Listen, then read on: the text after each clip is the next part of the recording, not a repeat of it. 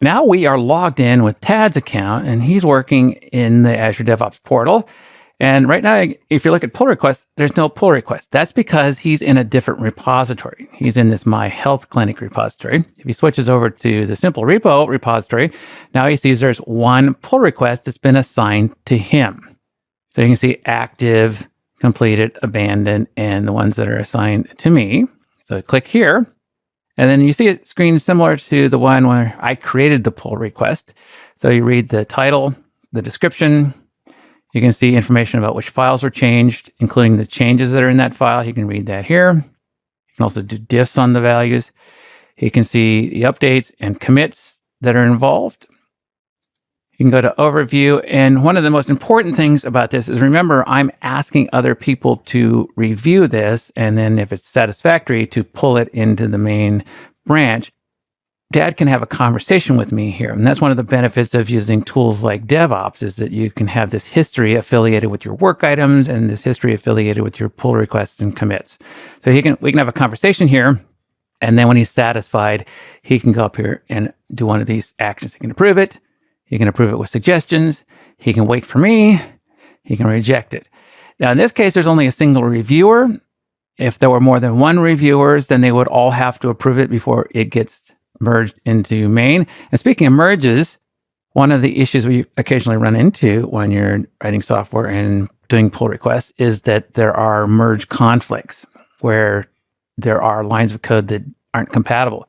And so Tad can check this out here on this top where it says no merge conflict. So he knows if he approves this, it's not going to be a problem. So in this case, he'll go up here and choose approve.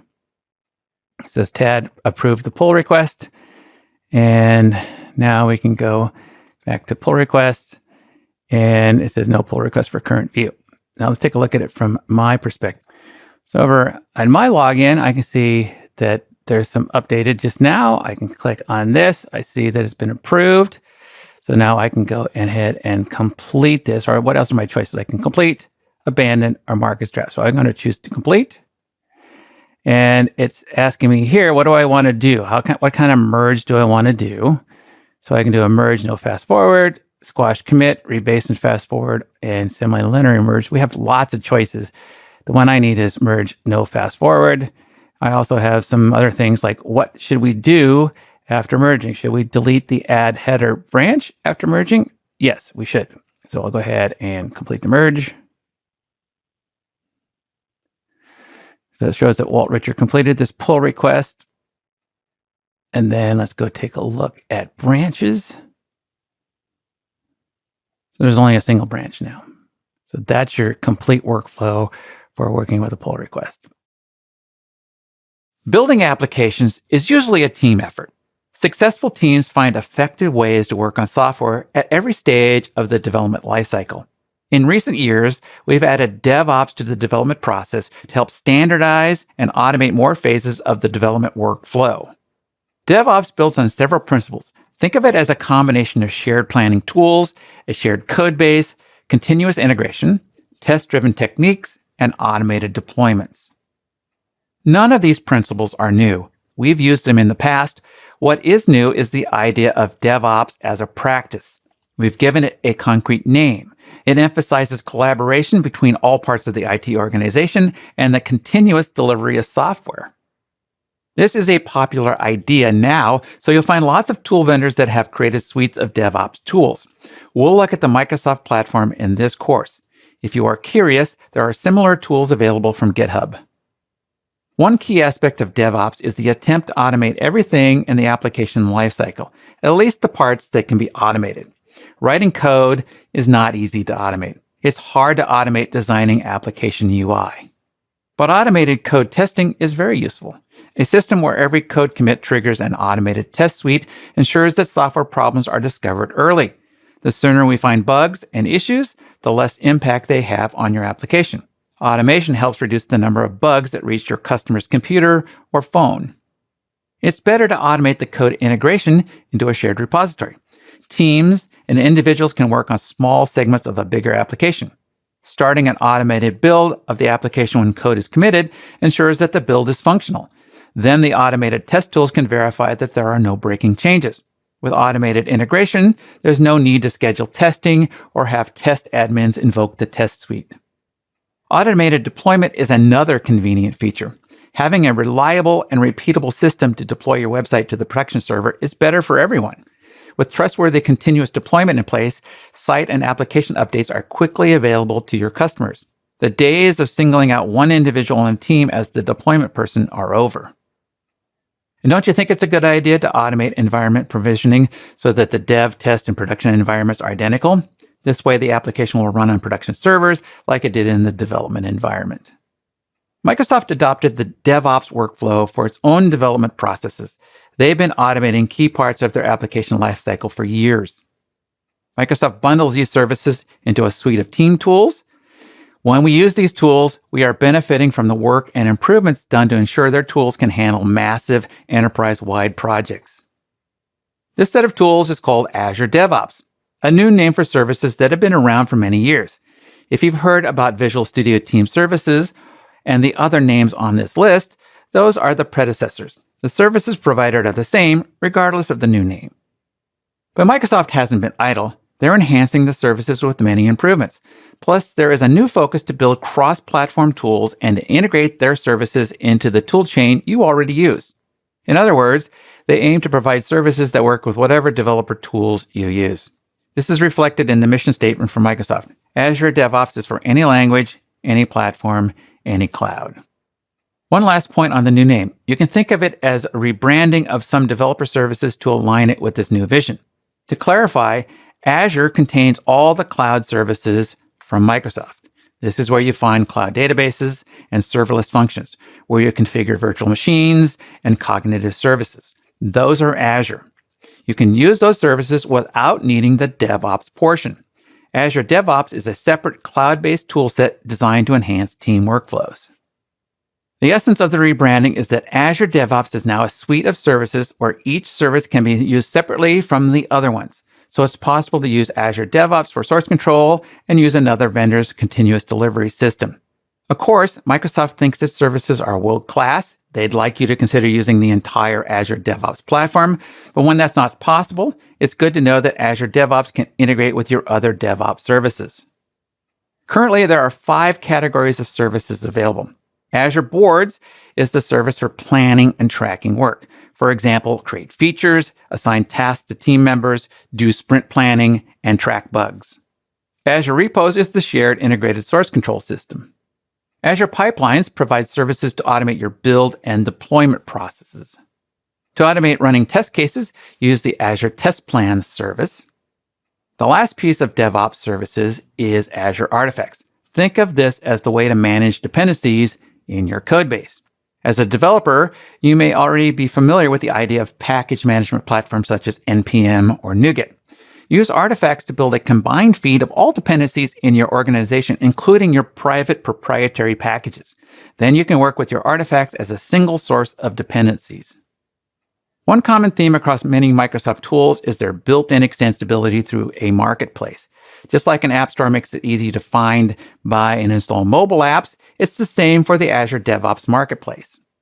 When I checked the marketplace, there were over 1,500 services available. Here you can see some of the extensions organized by service type. To summarize, Azure DevOps contains a set of useful tools that enable your development and operations teams to live in harmony. Use it to plan your next set of application features and much more. In its current form, it is a separate set of services that share the Azure name, but live in their own distinctive portal alongside the main Azure portal. Azure DevOps services are in the cloud. To access them, we have several choices.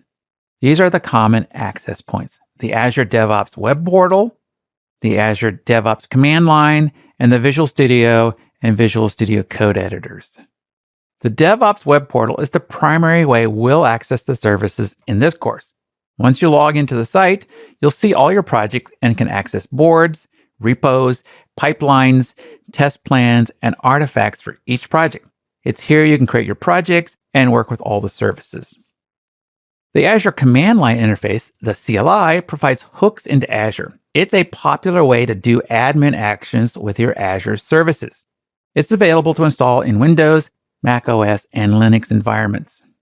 This requires a couple of additional installations to your computer. First, you need to install the Azure CLI itself. You can find the installers here at this URL.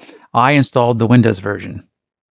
Now we have access to Azure, but also need to install the DevOps extension into the Azure CLI. In this example, I am running the command from my Windows terminal. So let's look at the command.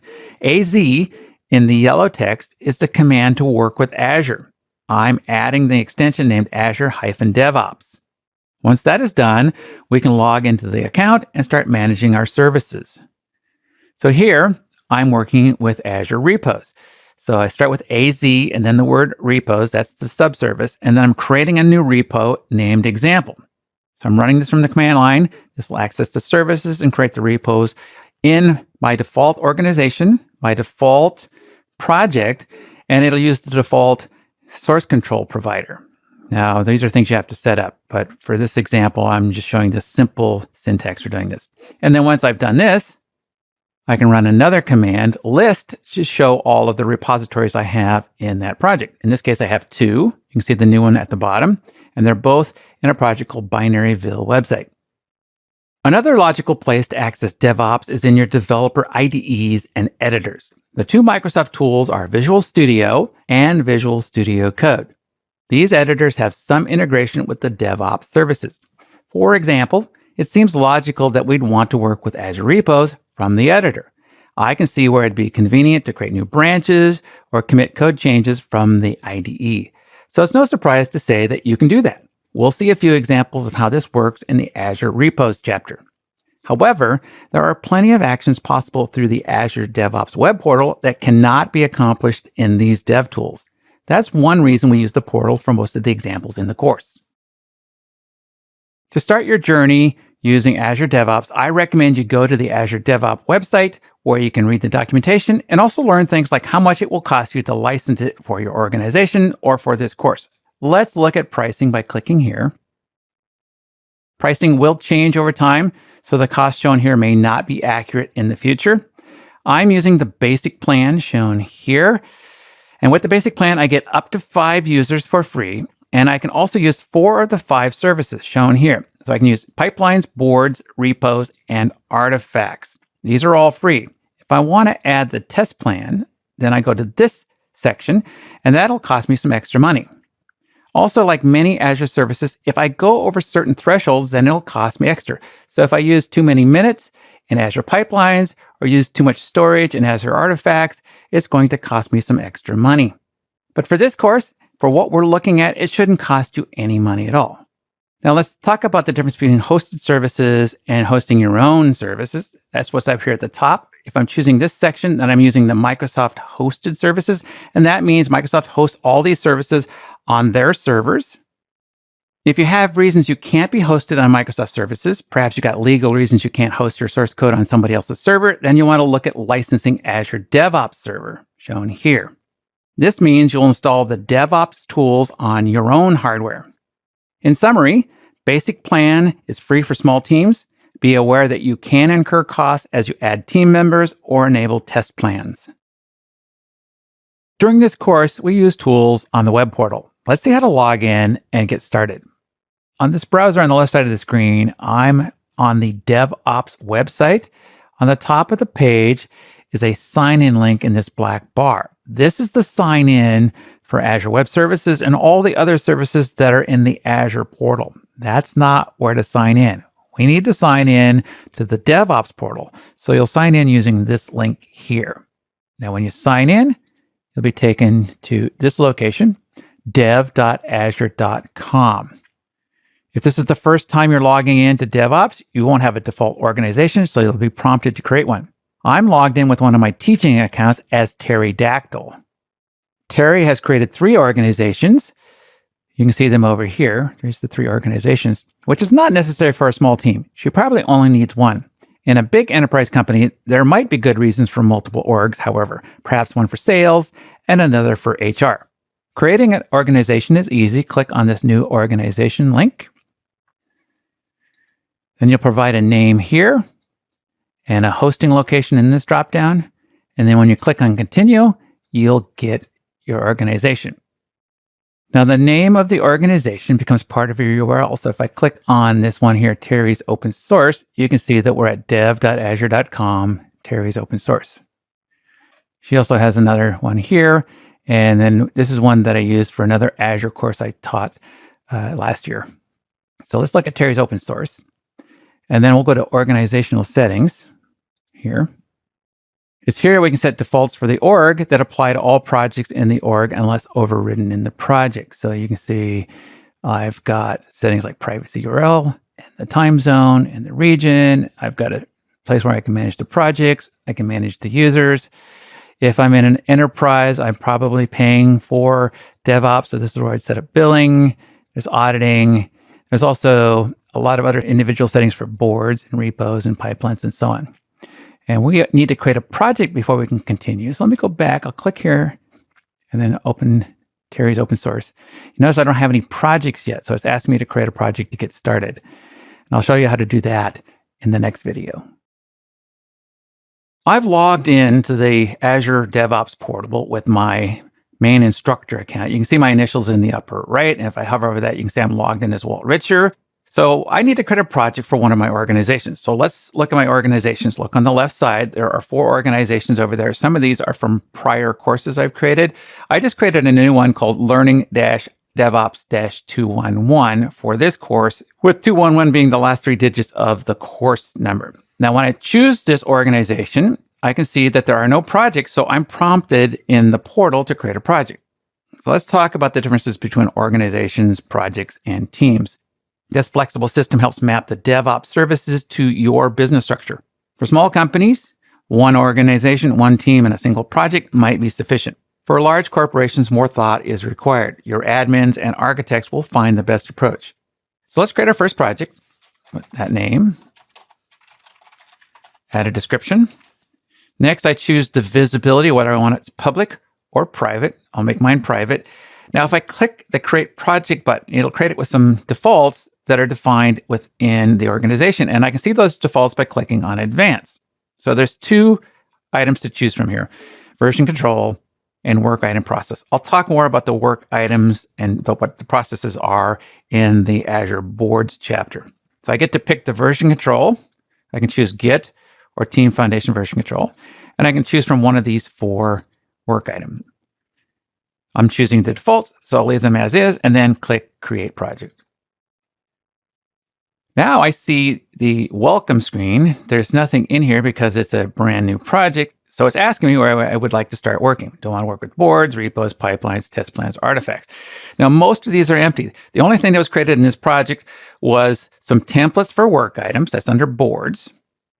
You don't see it here because I don't have any boards yet. And there is a skeleton structure for repos. So if I click here, I can see that my first project is empty. So I do have some endpoints on the internet for my cloud-based Git repository, but there's no files in the repository yet. Now, for us to work with some samples during the course, it's helpful to have some boards, some repos, some pipelines, and so on. So rather than having to create those all ourselves, we can use a demo generator to create those for us. It is useful to have sample data when working on a course so that you can check out how pipelines work and how Azure Boards work and all the parts of Azure DevOps. And that's why Microsoft has created this Azure DevOps demo generator. So the first thing we need to do is talk about signing in. Now I have 2 browsers open. On the right side, I've got my teaching account. And I've got, on the left side, I have one of my sample accounts for my teammate. This is Terry's account. Now, I've already logged in. I'm in the DevOps portal, so I'm logged in. So if I click on Sign In here, it takes me directly to the Create New Project page. Terry hasn't signed in yet, so when she clicks on this, she sees this App Request Permissions page.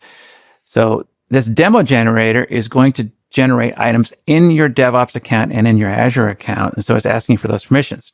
So she would need to approve that by clicking on Accept. I've already done that, so I don't see that screen. So what I do now is I choose my new project name. I select my organization. I'll use my new organization, Learning DevOps 211. And then I pick one of the templates.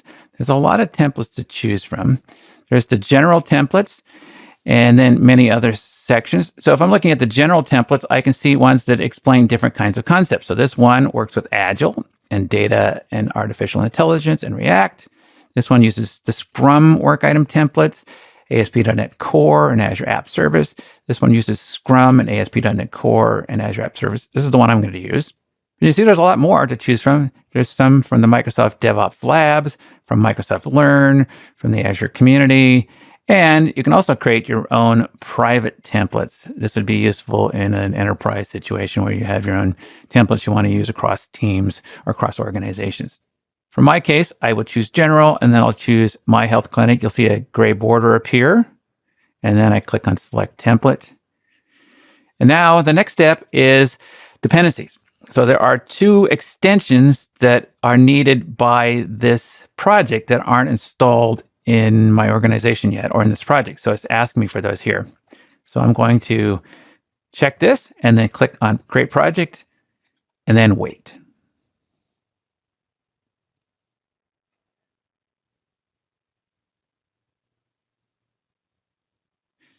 After waiting for about a minute on my machine, I see this success message at the bottom. Your project has successfully provisioned. And then it tells me some steps down here, what was created for me. So now we're ready to look at what was generated by the demo generator. I switched back to the DevOps portal, and I'm looking at my organization, and you can see at the bottom of my list is Health Clinic. So it's also a comment saying it was generated by the demo generator. Now, when I open up this project, you can see in the project stats, there's a lot of information here. 121 work items created, 13 work items completed, some pull requests, some commits. So this is the advantage of having sample data. If I go look at my boards, I can see there's work items here. If I go look at my sprints, I can see there's 1 sprint available in here. If I go take a look at the repos, I now see files inside the repository. And if I look at pipelines, there is 1 pipeline here that hasn't been run yet. So I could choose to edit this and read information about this pipeline. So we have some sample data, and in some of the videos in this course, we'll be using this sample data. Teams are not very useful if you don't have people in the team. So that's what we're looking at in this video. There are several ways you can add people to a team. If you're using Azure Active Directory, you can just look them up in the directory and add them that way. The examples for this course, I'm using people's Microsoft account, so I will send them an invite to the team. You find your teams by going to a project, then go to project settings, and then look at teams. As you can see, there's a single default team created when I created the project. It's called First Project Team, and there's only 1 member, the person that created the project. There are some additional teams in that demo generator project. So I'll go back to the organization and then go to Health Clinic, go back to project settings, go to teams, and I see my default team at the top, but there's 2 additional teams that were created by the generator, and they're all empty. So it's time to add some members. So I would click on the team, then I click on Add, and I want to add Terry. Now, when I paste Terry's address in here, it says that she's not available in any of the groups. So I need to add her to the organization. So I'll go to the organization, go to organization settings, go to users, add a user, paste in her email address here, send her an email invite. I want to add her to all of the projects. Before I click on the add button, let's talk about the access level. There are several choices in here depending on whether you have test plans enabled or not. So I have 3 at the moment: Basic, Stakeholder, and Visual Studio Subscriber. Let's talk about the first 2. Basic provides access to most features. You assign this to users that have Visual Studio Professional subscriptions, or people that have Azure DevOps Server CALs. Stakeholder is for providing partial access to stakeholders. So this could be the people that are creating your backlog, and they don't need to have access to all the features, just the ability to add work items. So you would choose stakeholder. And all stakeholder licenses are free. You can have unlimited stakeholders. But for our example, we're working with basic. So there's Terry. Click on Add. I see she appears on the list. She hasn't logged in yet. Now I'll add another user. Add Tad. He's going to be basic. He'll get added to all projects. Send him an invite too. Now you can see that we have 2 users, they haven't logged in yet, so we'll wait for a minute for them to log in to their email client and accept our invitation. Now I've logged in with Tad's account. He got his email and he accepted the invitation. And now you can see that he has access to our new organization. And there's our 2 projects that he was added to. It's time to check in on our new users. So I'll go to the organization, then to settings, users. I see that Tad has accepted the invitation and is logged in, so he can participate. Terry hasn't logged in yet, so I could add her to Teams, but she won't be able to do any work until she accepts the invitation. Next step is to go to one of our projects. Let's go to Health Clinic. Go to Project Settings. Go to Teams. I'm going to rename this team. Call this one Mobile.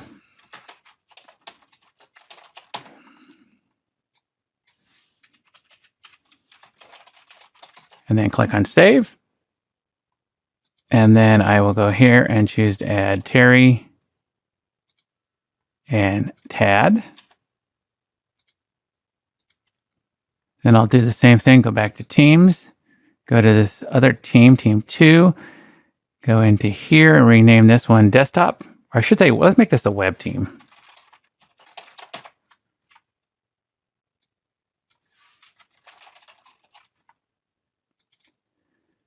Then go back to members and add Terry and Tad.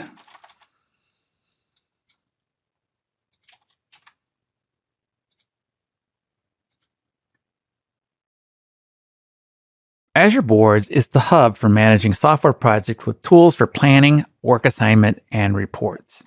Use Azure Boards to track work with Kanban boards, backlogs, team dashboards, and reports. If you have a multi-team organization, work can be tracked across teams. All work in Azure Boards is tracked through an artifact called a work item. Work items are where you and your team describe the details of what work should happen in a software project. When you create a work item, you specify details about that work. DevOps is data-driven. That data is stored in data fields. To build a flexible system that works for diverse software teams, Boards needs to understand what your team needs to track. What is tracked depends on what process methodology is used. For example, an agile team will use different terminology and workflows from other types of process systems. To address this, Azure Boards supports 4 process templates. They map to common software workflows. Basic and Agile are the most popular. There's also support for Scrum and CMMI, or Capability Maturity Model Integration. Each DevOps team can pick the process that fits their style. The processes differ mainly in the work items they provide for planning and tracking work. When you create a new Azure DevOps project, you select a work item process, which becomes the default for all project teams. The good news is that you don't need to fret over the differences. Microsoft built up these templates to reflect common practices in Agile, Scrum, and other disciplines. Your team will probably pick one template that matches your desired workflow and use that for all your projects. Let's talk about these templates. The basic template is the simplest model. This is essentially a DevOps version of a to-do list. Basically, it consists of issues and tasks.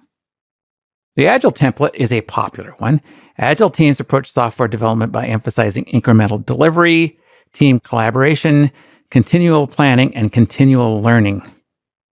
Scrum is a framework used by teams to manage their work. Scrum implements the principles of Agile as a concrete set of artifacts, practices, and roles. CMMI is a model created in the 1990s and is a collection of engineering, management, service, and improvement practices. It is commonly used in government contracts and still has a following. Work items, as I mentioned earlier, are the basic components of Azure Boards, and they are categorized into buckets. There are 2 basic types of buckets, backlogs and issues. They go by different names depending on which process template you choose. For example, look at the issues column on the right. Agile has issue and bug tracking. Scrum calls that issue tracking, and CMMI uses the term issue, change, and risk management. But the key concept is that's the place to keep work items that are impeding the forward progress of the project. The team must deal with these issues to move on. Backlogs, by contrast, are where you keep work items that haven't entered active development. There are differences in the work item tools. You can see this in this example. This is the bug work item, which is in the issues category. The screenshots are Agile on the top and Scrum on the bottom. As you look over the screenshots, you can see the differences. In Agile, there's a section for planning and discussion. In Scrum, it has sections for details and acceptance criteria. Now let's talk about one other piece of Azure Boards. Kanban helps the team focus on quality. Work must meet an agreed level of quality before the team can claim that the work is done. Stakeholders add requests to a backlog, and then the team pulls work into their workflow as capacity becomes available. This is often visualized on a Kanban board. By putting all the work on cards on the board, the team can quickly see the big picture of where the project stands and see potential bottlenecks. For example, a team manager can see there are 20 hours of work on the Kanban board, but the team only has 14 hours capacity amongst its team members. The board helps see this conflict. Here's a sample of a Kanban board.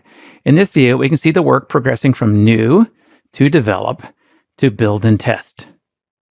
In summary, Azure Boards is a visual and interactive work item tracking system, which can be used for your complete software development lifecycle. It is highly customizable to suit your project needs and has built-in tools for communication and collaboration. It provides cloud storage and is scalable to meet your growing team needs. Let's start by taking a quick look at what's available in the Azure Boards section of a project. So I'm using the Health Clinic project. I'll click on Boards, and that shows the subpages. There are 5 subpages.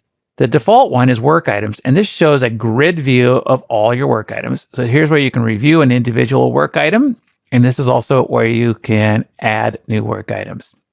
Next is a section or subpage called Boards, and this can be a bit confusing because the boards up here refers to Azure Boards, whereas the boards on the subpage refers to Kanban boards. So here I can see a Kanban card view of our work items. So I see I have one column for new, one for develop, one for build and test, and then over here we've got done. I can view the items that are in our backlogs by clicking here. If you're the type of team that uses sprints, you can see your sprints here. Again, there's columns for to do, in progress, and done. And this last view, or last page, I should say, is for queries. So this allows me to create custom queries to view my work items in any custom fashion. Creating a work item is straightforward. Go to the Boards page, then go to Work Items. This shows you a list of all of your work items. And then you are going to click on this Add New Work Item button here. And you'll see a list of potential work item types. This list is based on which process template you chose. So I picked the Scrum template for this example. So these are Scrum-specific work items. Let's start by talking about epic. Epics are large pieces of work that have one common objective. I think of epics as groups of tasks that have a longer timeline. For example, a customer request might take multiple weeks to plan and program. Epics are typically divided into smaller items based on input from the customer and from the developers. So you can see the symbol, this orange crown symbol, that's an epic. So I can look at my list and see different epics, or I can go up here and choose types, filter by epic. So for the demo application, I can see HIPAA compliance, patient mobile app, finance management. Those are epics. And then the one I created for this course is demo epic 1. I'll unfilter, and we'll talk about features. If you want to create a new item for features, this tracks a feature that will be released in the product. I think of it as one way to split epics into smaller items. Then the features can be placed into sprints where the developers can do the actual work. Feature timelines tend to be estimated in days or weeks. This is the symbol for feature. So let's filter by features. So here we got things like security, alerts and reminders, patient register, and the ones I created, feature 1 and feature 2. Next, we have tasks. Tasks track the actual work that needs to get done. I think of it as a small section or job to be accomplished by a developer. The tasks live in the sprint backlog and contain information about the user story, the requirements. Task timelines tend to be estimated into hours. So to create epics that have features, and then within the features, you'll have tasks. And you can also see there's some other work items here. There's test cases. There's impediments, things that are blocking your forward progress on the project. Bugs are specific issues you're having in your application. And then, of course, there's this product backlog item. These are things that you're thinking about working on or your stakeholders are adding, and they haven't been assigned an epic or a feature. They're just, a lot of times, they're just ideas.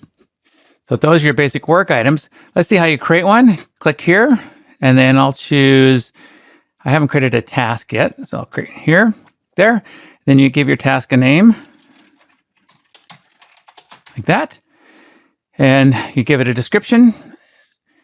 You can then set its priority level here. You can set what is percentage of remaining work, what kind of activity you are doing on this, whether you're blocked or not, yes or no. And then you can add a link. So I want to add this to one of the features. So I click here. This is going to be a parent link. I'm linking to the parent. Then I go to this drop down and I will choose feature number 2 and click on OK. And that gives me a link. So now I can click here to go to feature 2. And when I'm in feature 2, I've got a link going back up to the epic. This is the chapter about Azure Boards, and I've been mentioning a lot of Agile topics in the other videos in this chapter. Things like Kanban and Kanban boards and Scrum and topics like that. They're all deep topics, and you can learn more about those on the other courses in our catalog. What we're looking at in this course is how those concepts are surfaced within Azure Boards. And what we're looking at in this video is the concept of backlogs. This is the way you plan your project. Typically, this is done using either requirements or user stories, and you add these to something called a product backlog, and then you pull items out of your product backlog and move them into the development lifecycle. And you can use different Agile tools to do that. The two most common are Scrum and Kanban. Scrum tools support defining and managing work within sprints, setting capacity, and tracking tasks. Kanban tools allow you to manage a continuous flow of work via an interactive signboard. And you get to pick which parts of these tools you want to use in Azure DevOps. And they're per team. Right now I'm looking at backlogs for the health clinic team. You remember we have 2 other teams, the mobile team, and I have the web team. And so each of these teams can decide how they want to utilize the tools that are in Azure Boards. We'll go back to the health clinic team, and I'm looking at the backlog. You can see 3 different types of items in here. Currently, we're looking at backlog, and that's because I'm filtered in this dropdown to backlog items. But I can also look at features, and I can look at epics. If you don't see epics in this dropdown, that's because you have to add it in the project settings. I believe it's in team configuration. So you want to turn on this check mark. And then you can go to Health Clinic, go to Boards, not to Boards, you should go to Backlogs, and then take a look at these items. These are all for planning. Epics are long-term parts of your project. Features are features you're going to ship, and backlogs are items you're thinking about working on, but you haven't moved them into development cycle yet. One nice feature of this tool is the ability to look at parent relationships. So I can click on parents, turn on this feature. This is really useful in this data set in the feature section.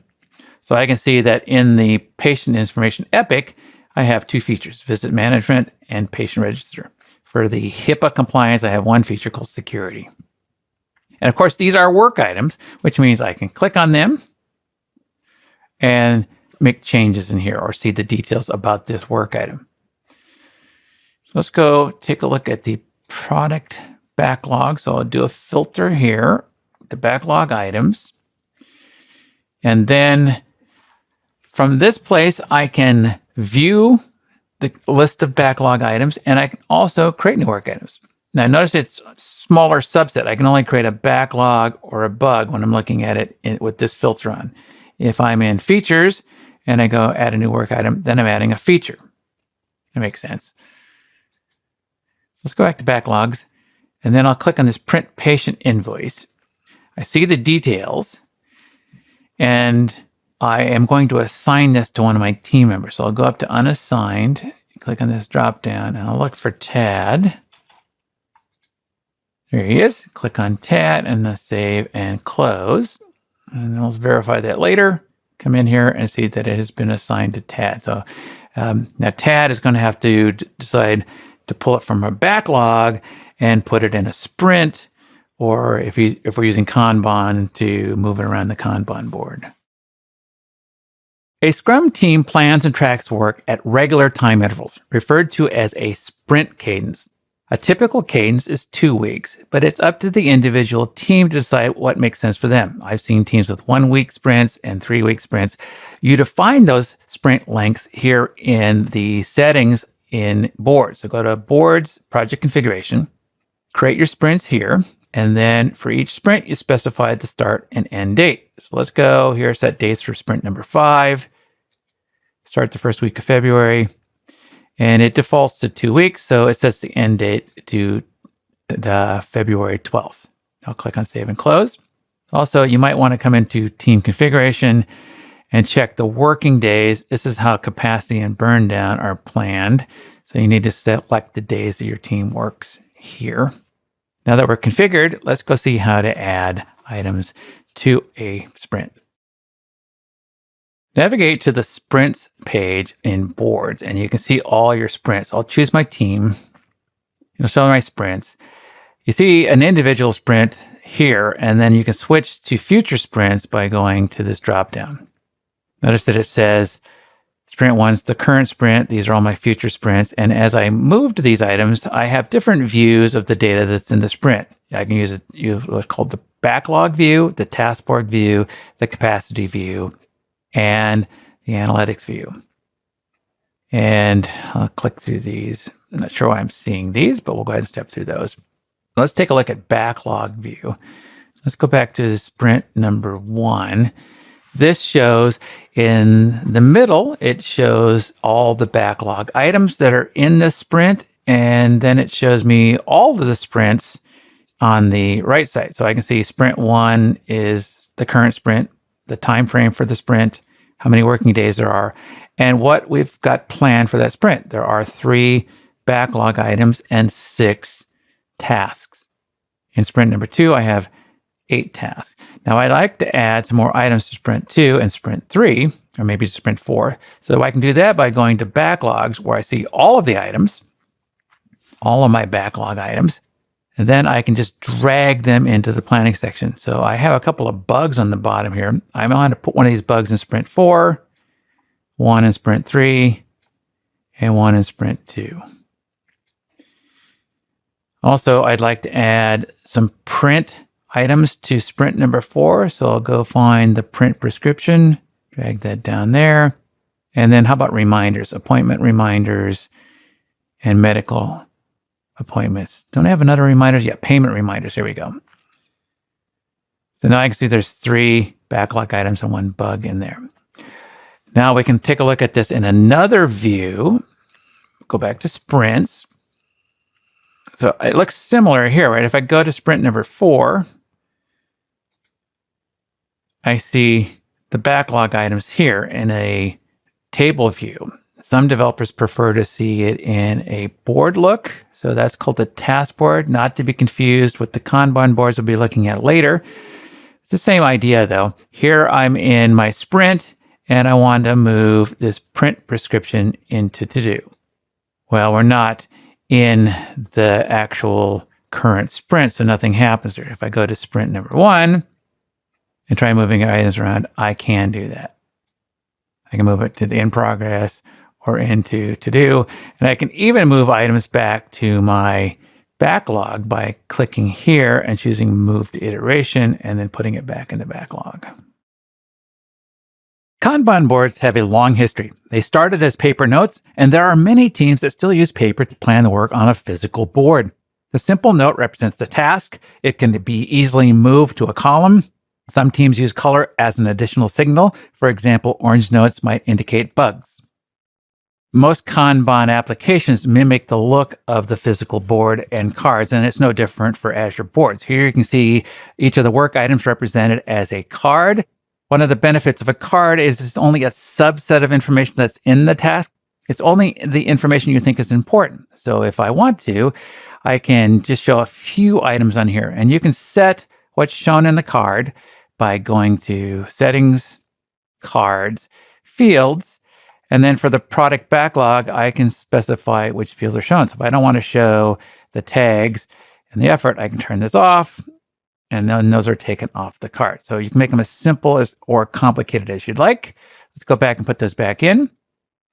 So I'll go ahead and show effort, show tags, and I'll also add an additional field here. So I'll add a new field called state. Now the state value is shown here on the card. The second thing that you see that mimics the physical board is the columns. And you'll notice that some of these have headers on them. So like the develop header has 2 columns. So we're doing something in the development section. And then to notify my testers that it's ready to test, I can take this card and drag it over to the done. That means it's done with the development phase. And then when the tester is ready, the tester will take it and drag it over to the doing where they start testing. And when they're done testing, then it moves to the done column. This is essentially our backlog here. And of course, we can view this as backlog by clicking on this link. And that takes us to the traditional Azure Boards backlog view. Other details on the card itself that are useful when you're planning is how much effort it's going to take. So that's what this number is here.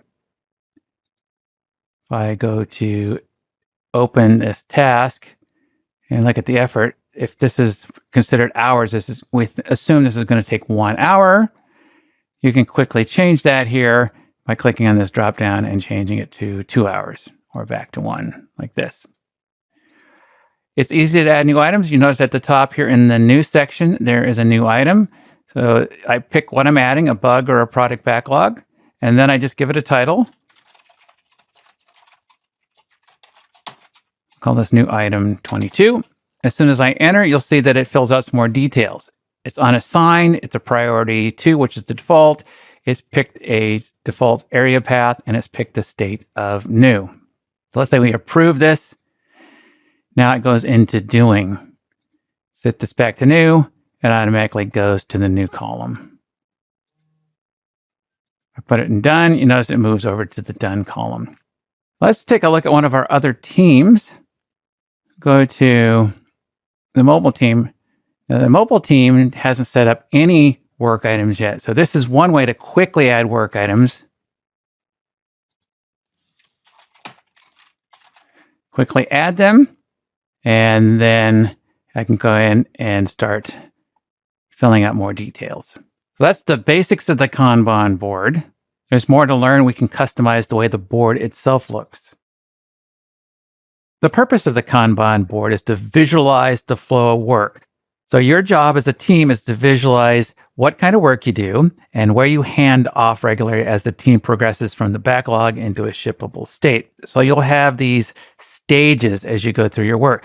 Microsoft has made some assumptions about what those stages are. So we've got the new stage, develop, which is subdivided into 2 subcolumns, build and test, and done. And you can add your own columns or you can rename the ones that are shown here. To rename them, you go to the settings, then go to board, columns, click on this, and then change the name here. This is also whether you specify if the column is split into the 2 subcolumns, doing and done. So we're going to add our own column because our team uses some extra steps between develop and build. That's our code review step. So I'll click on new column, type in code review, split the column into doing and done. Also specify the state this column maps to. There's our choices here. And then I'll click Save and Close. The column's in the wrong position. Now I can't drag it here, but I can go back to the settings, drag it here between develop and build, then close. And now the workflow would be a developer is working on a item, they drag it into done,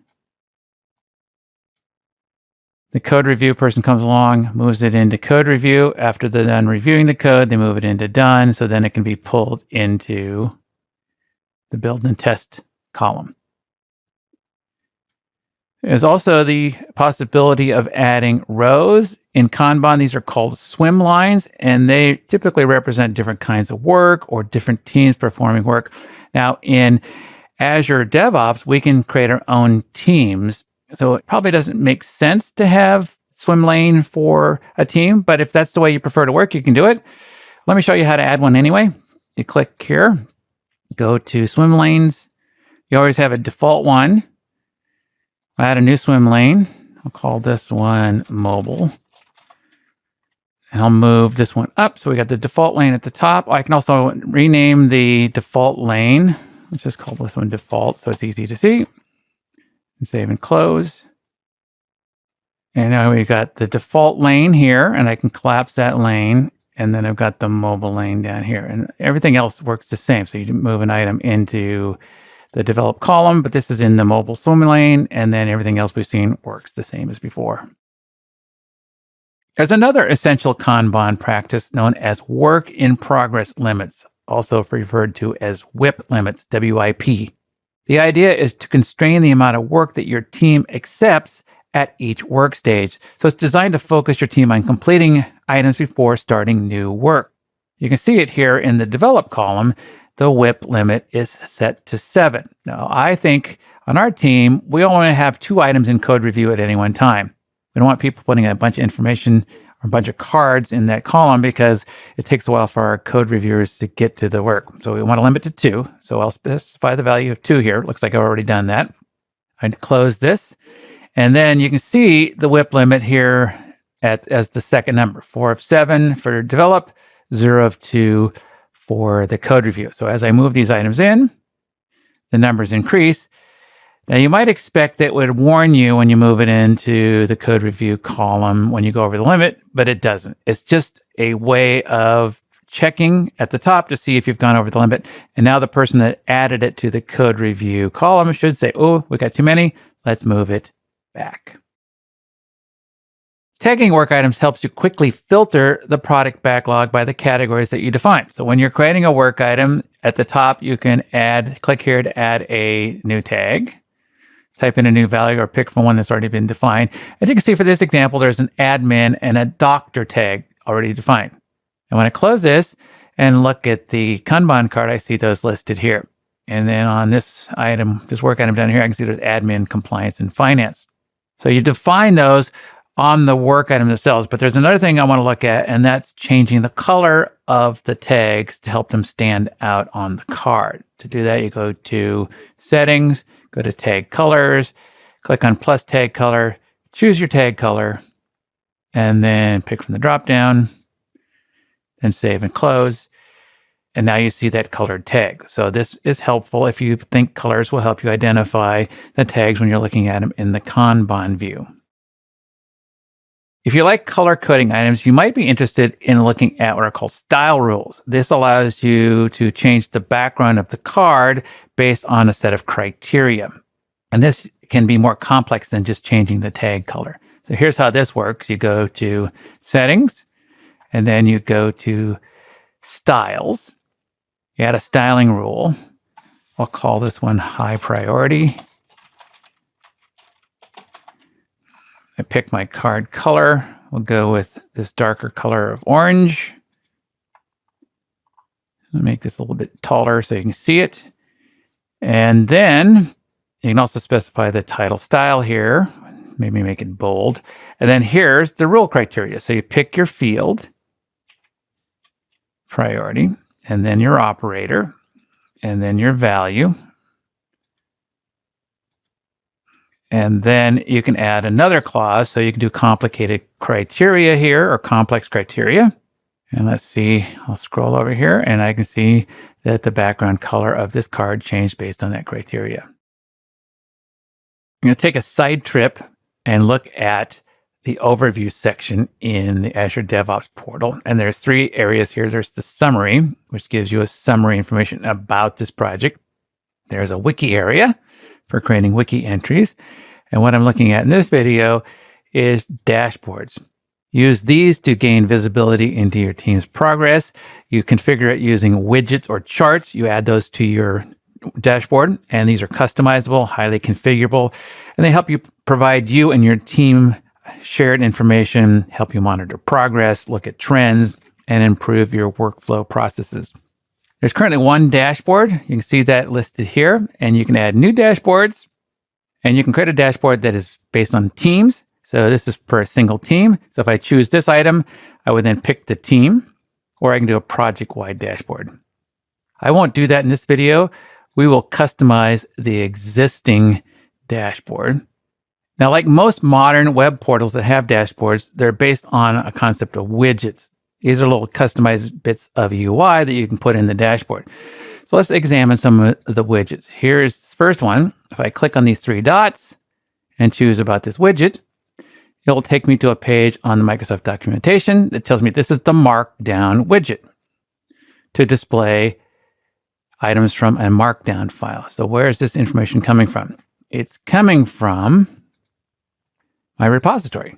So you go look at the repository, go to the master branch, and we're pulling the information out of this readme.md file.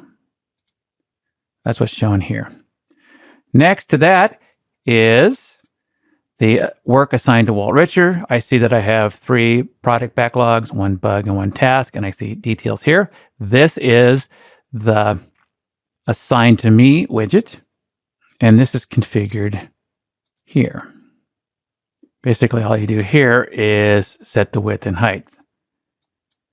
Speaking of that, you can move items around. Let's say that I don't like this unfinished work and active bugs. I want to make the active bugs higher in the order. So I'll go to Edit, and then I will click on this item and just drag it to a new location.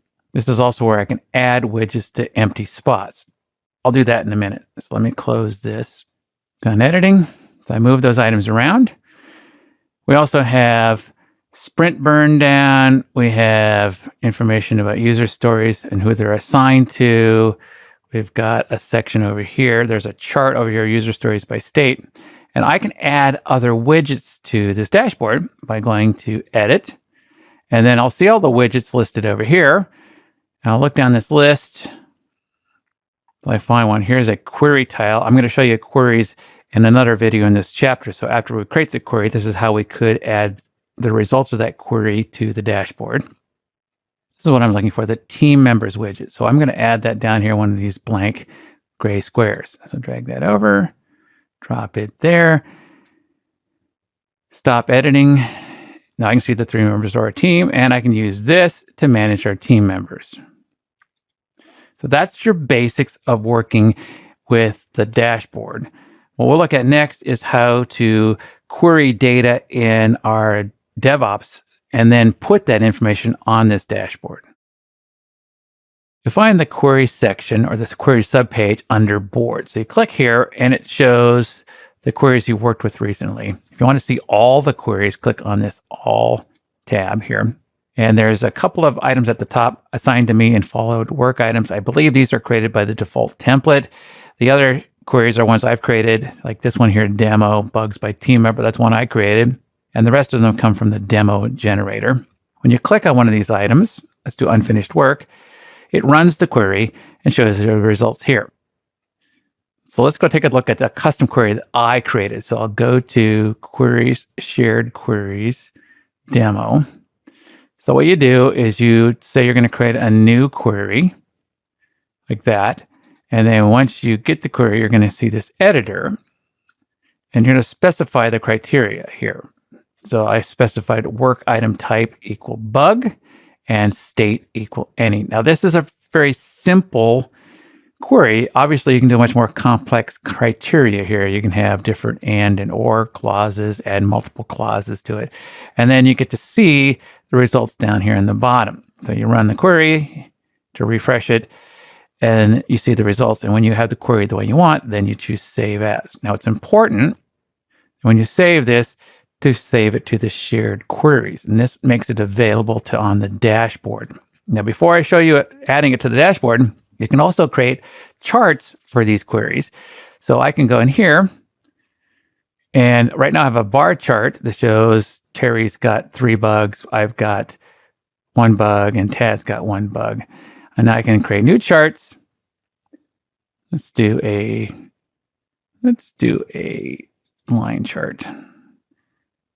Select a field to group by, assign to.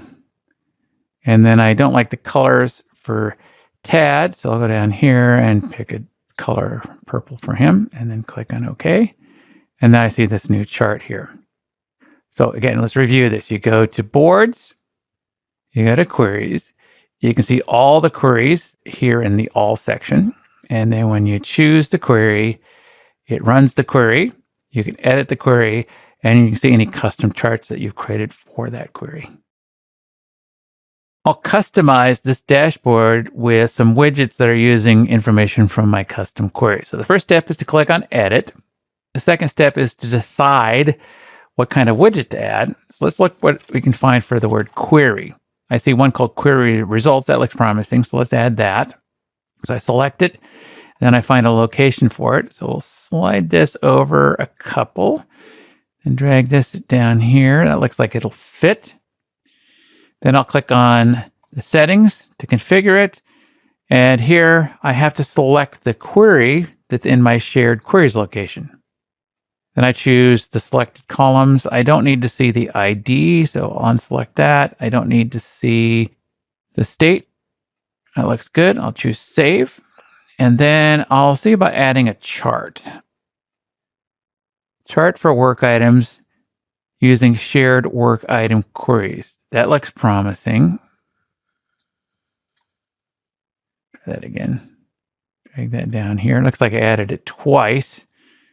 So let's scroll over and remove this one. Then I will configure this one, and I'll do the same thing. I'll select my query. Select a field to group by, so it's going to pull information from that query. I want to group by who it's assigned to, and I'll go ahead and leave it at pie chart, then click on Save, and then choose Done Editing. And now let's see what we have. So we got our health team here. We can see a table of information here, demo bugs by team member, and then here's a chart that shows that same information. So this shows you that not only is your dashboard completely customizable with all the built-in widgets, but you can also create your own custom queries and then use special widgets to show those query values in the dashboard. Version control systems are vital for all software projects. Being able to capture frequent copies of every team member's source code while working is essential for project sanity. All modern version control systems support using a common repository location, a place on the server or in the cloud where the shared code base is available for every team member to access and update. In the Azure DevOps world, this is supported through the Azure Repos feature. Simply put, this is a location where you can store your repos on the Microsoft Cloud servers. Each project in a DevOps organization can have multiple repositories. DevOps creates a default repo when you create the project, but you can add more if you like. When talking about what can be hosted in Azure DevOps, there are 2 choices. Git is the default provider, or you can choose Team Foundation Version Control, also known as TFVC. Both systems handle all the common repository actions. You can commit and check in code changes, manage files and folders in the projects. You can create new code branches and handle merge conflicts too. Git has become the industry standard for version control. It is a distributed system, which means each developer has a copy of the entire source repository on their dev machine. Developers can commit each set of changes to their local computer and perform version control operations such as commit, view history, code diffs, and more without a network connection. A single developer can work with Git repos on their local computer. When it's time to collaborate with others or work on a software team, it is sensible to put a copy of the repository in a shared location. This is called a Git remote. Then team members can work locally. To sync with their team, they push their changes to the remote server when ready, or they issue pull requests to the server so that teammates can review before pulling the changes into the repository. It won't surprise you to learn that Azure Repos is a hosting service for Git remotes. A natural question to consider is, what about GitHub? It is part of the Microsoft ecosystem now, and it also has a set of DevOps services, including serving as a Git repository host. In fact, it seems to be the most popular Git hosting service available. When talking strictly about Git hosting, there is little difference actually between Azure DevOps and GitHub. Both are suitable hosting services for Git repositories. You can host on GitHub and use Azure DevOps for all the other services, or keep everything in Azure DevOps. Some people consider Azure DevOps more suitable for enterprises and big projects. This is perhaps truest if you need to maintain your own Azure DevOps server and cannot use cloud services due to legal or other reasons. Now let's look at TFVC, which is the acronym for Team Foundation Version Control. It is a centralized client-server system. It's been a staple of Microsoft tools for a long time. In a centralized system, the server is in control. It is the source of truth for the code in the repository. Typically, team members check out the files needed for work and check in changes back to the server. Historical data is maintained on the server only. Should you choose TFVC? Well, it seems to me that most new projects choose Git.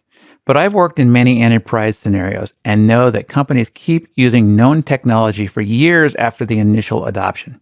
So if your company has code bases in TFVC, you can start using Azure DevOps services, yet keep the historic original repo intact. For this course, I'm using Git. The examples shown in this chapter are simple. If you are new to Git or version control, you can find more comprehensive courses on our site. If you are an experienced Git user, there isn't much to learn. Azure DevOps is simply another place to work with Git remotes. The primary differences show up when you look at the additional tools on the DevOps portal. The way you use Git on the developer computer will not change. This is a rundown on how we'll use Git in the rest of the chapter. Someone on our team creates the repository on the web portal. Individual team members clone the repo to their local computer. A team member creates a branch for new work. One or more people can work on the branch. Team members commit changes to a branch. When the code is ready, a team member submits a pull request. The designated team members review the request and approve and merge the changes into the repo. To manage code changes during development. Code repositories are more useful when available in a central, accessible location. In recent times, we've learned that distributed systems like Git offer many advantages for team development. There are many hosting options available for Git remotes. If you want to use Microsoft hosting, look at Azure Repos or GitHub. Also, if you are old school and want to choose a centralized client server, Azure Repos has that option too. The entry point for repositories in a project is here. You click on the project, and then on the sidebar, there's a section called Repos. I click on that, and then I can see the subsections. So when you click on Repos, it opens the File subpage. And on the File subpage, you can see all the files that are in this repository. You can see the history of these files, who committed them and when. And if I click on one of these, I can drill down and see details about that commit. There was 143 changed files, and this file had 48 lines of text added. I can also go back to the files and edit the file. So let's say I want to edit this SQL file here, and click on that. That opens the SQL file and has an online editor. So I can see the contents, see the history, compare with other versions, and I can also edit the file. And if I make edits here, then I can commit those files directly from the web portal. I don't need to do this from the command line on my developer computer or from any of my IDEs or editors. I'll cancel out of this. There's also the ability to see commits on a separate page. So here's the commits. This graph shows when you split and branch code. That's currently on. I can turn that off here. I can also filter by different criteria or look up commit IDs. There's also the ability to look at pushes and pull requests. Now, I'm the person that created this demo through the demo generator. So I'm listed as the person that did some of these pull requests because that's how the generator works. So let's go back, take a look at pushes. Here are pushes to one of the branches. So once again, I can look at the entire push here today. Here's another push, and it takes me to the details page. Same with pull requests. I can click here to see the pull requests that are pending. So here's the active pull request. Here's the completed pull requests, abandoned pull requests. and the ones that I specifically have added. I'll talk more about pull requests when I get to the end of this chapter. There's also the ability to add tags. There are no tags in this repository, and there's the ability to look at branches. Now here I can see that there's been several branches. There's the master branch, there's the copyright update branch, there's the adding contact us branch, and I can see who's working on this. I can see the date that it was authored. I can see the ahead behind statistics about this branch, current status, and I can also click on this to go see the files that are in that branch. So that gives you an idea of what you can do in the web portal. So what I want you to see is, like most modern Git hosting sites, there are a lot of tools available on the site for working with the files and the repositories. And this is great because there are many members of your teams that aren't actively developing. I'm thinking of some of your dev leads or your managers or PMs. They might want to look at the status of the repo, but they're not actively working with the code. So this gives them a way to examine everything about that repository. Every project can have one or more repositories. Currently in the health clinic project, I only have a single repository. I would like to add an additional repository so that I can have simple examples for the rest of the videos in this chapter. There are several ways to do this. I'm going to click on Repos here in the sidebar and then go to this drop-down and choose Manage Repositories. This shows all the repositories for this project. I only have the one. And when I click on that, I can see the settings for this repository, like whether I allow forks and many other settings in here. And then there's policies for this and permissions for this repository. If I go back to all repositories, I can go to settings. Now I'm setting policies and permissions for any repository that's created in this project. So let's start by looking at settings. There's this relatively new setting in here called default branch name for repositories. So if you don't use the master as the name for your default branch, you can choose the name you like here. They're suggesting main, so let's turn this on. That means all new repositories will have this as the starting branch. That looks good. And then I can click here on create. And here I specify the repository type and two other items. But before I get there, let's talk about some other ways we can get here.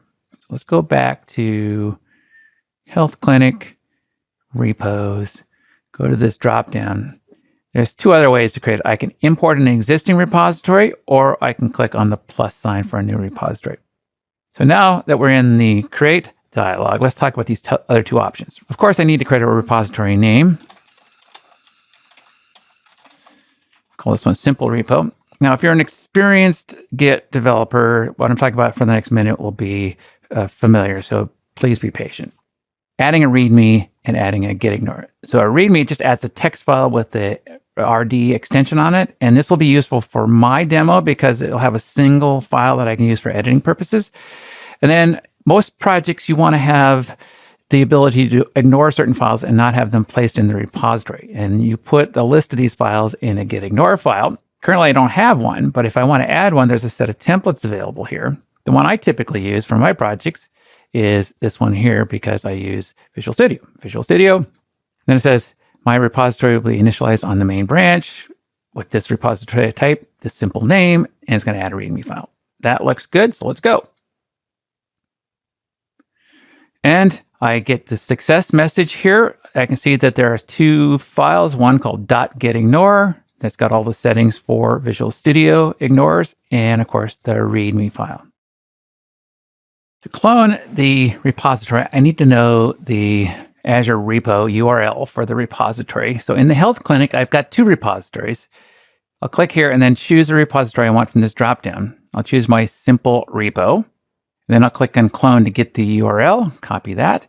Then I'll switch over to my command line interface, which in my case is a customized shell running inside Windows Terminal. When I mean customized, this is PowerShell, but I've customized the way it looks and the way the prompt looks in PowerShell.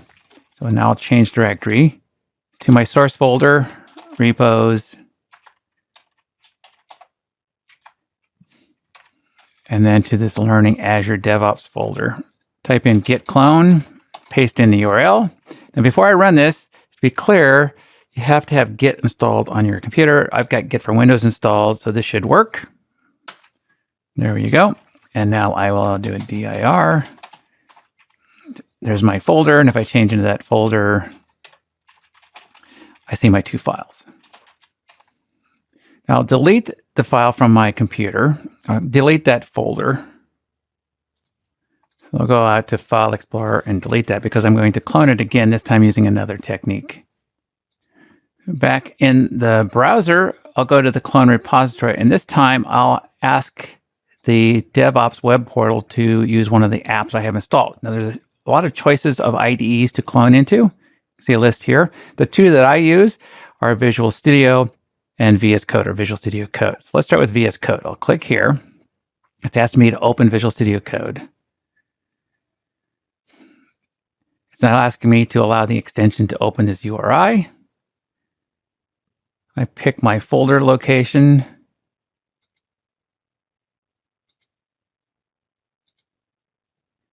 And I get a clone. Now, you might also see a login prompt. Once that's done, that folder's been created, and there's the 2 files. Switching back to the DevOps portal, there's another way I can clone it. This time I'll clone it into Visual Studio itself. To do that, I'll work with a Visual Studio specific project. So I'll go to the Health Clinic, go to Repos, switch to my other repository. And if you look at the files, I see these SLN files. So that tells me these are Visual Studio specific projects. So I'll choose to clone from here, choose to clone into Visual Studio. Again, accept this prompt here. You might get asked to log in. You also might see the choice of how to open it in which version of Visual Studio you have. I have Visual Studio 2017 and 2019. So I'm showing you this opening in Visual Studio 2019. At this point, I get this dialog that says, what are you cloning? In this case, I'm cloning the Health Clinic. And here's the remote path. Here's the local path. I've already cloned this in a previous run through, so I'll just click on Connect. After a short wait, I see my Solution Explorer showing folder view. I can also see my Git changes here. So the takeaway from this is that you might want to clone to your local developer computer. And I've shown you 3 methods for doing that. But if you're already comfortable using any tool for cloning the repository, those will all work with Azure DevOps. We'll look at a few other Git actions. In this video, I'll look at how to create a branch and use it for your code. I'll be working in Visual Studio Code. I'll be using the simple repo demo, which has this file, and I'll be making some simple changes to this README file. It's a good idea in a software team to create a branch whenever you want to work on new features.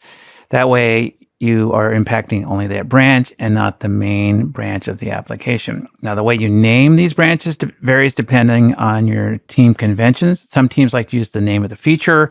Some teams like to use the name of the person creating the branch. I'll use a feature name for this example. Now, to get to the Git tools, I will go here and go to the Source Control tab.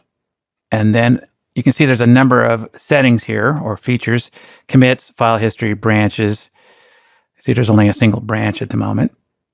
And I can also perform actions by going up to these 3 dots for more actions and choose things like push or clone or checkout and so on. And what I want to do is go to the branch submenu and choose to create a branch. I'll call this one add header. Press enter. So now I have a branch in my local clone copy. You can see the branch here. There's the add header. It's got a check mark by it that hasn't been published. It says here it has not been published to Azure DevOps. So if any of my teammates were to go look for this new branch, they wouldn't see that. So let's go ahead and publish that. I'll go back to the branch menu and choose Publish Branch. Now when I hover over this, it says it's up to date with origin add header. No, I don't want to do git fetch, not at the moment. Now let's go verify that that branch is available in the web portal. Over in the portal, I open Simple Repo and then go to this dropdown, which shows me the branches. And I see there's the main branch, which is has the tag of default. And then I see my branch. This is the branch I created called add header. And of course, if I'd rather, I can create a new branch here. I could do it on the web portal, create the branch here, and then I would have to sync my local copy so I get the branch on my dev box. Next step is to make some changes to this file. So I'll edit it in Visual Studio Code.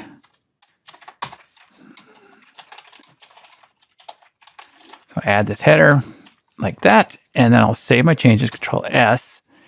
And you'll notice that over here in Visual Studio Code, this number 1 appears.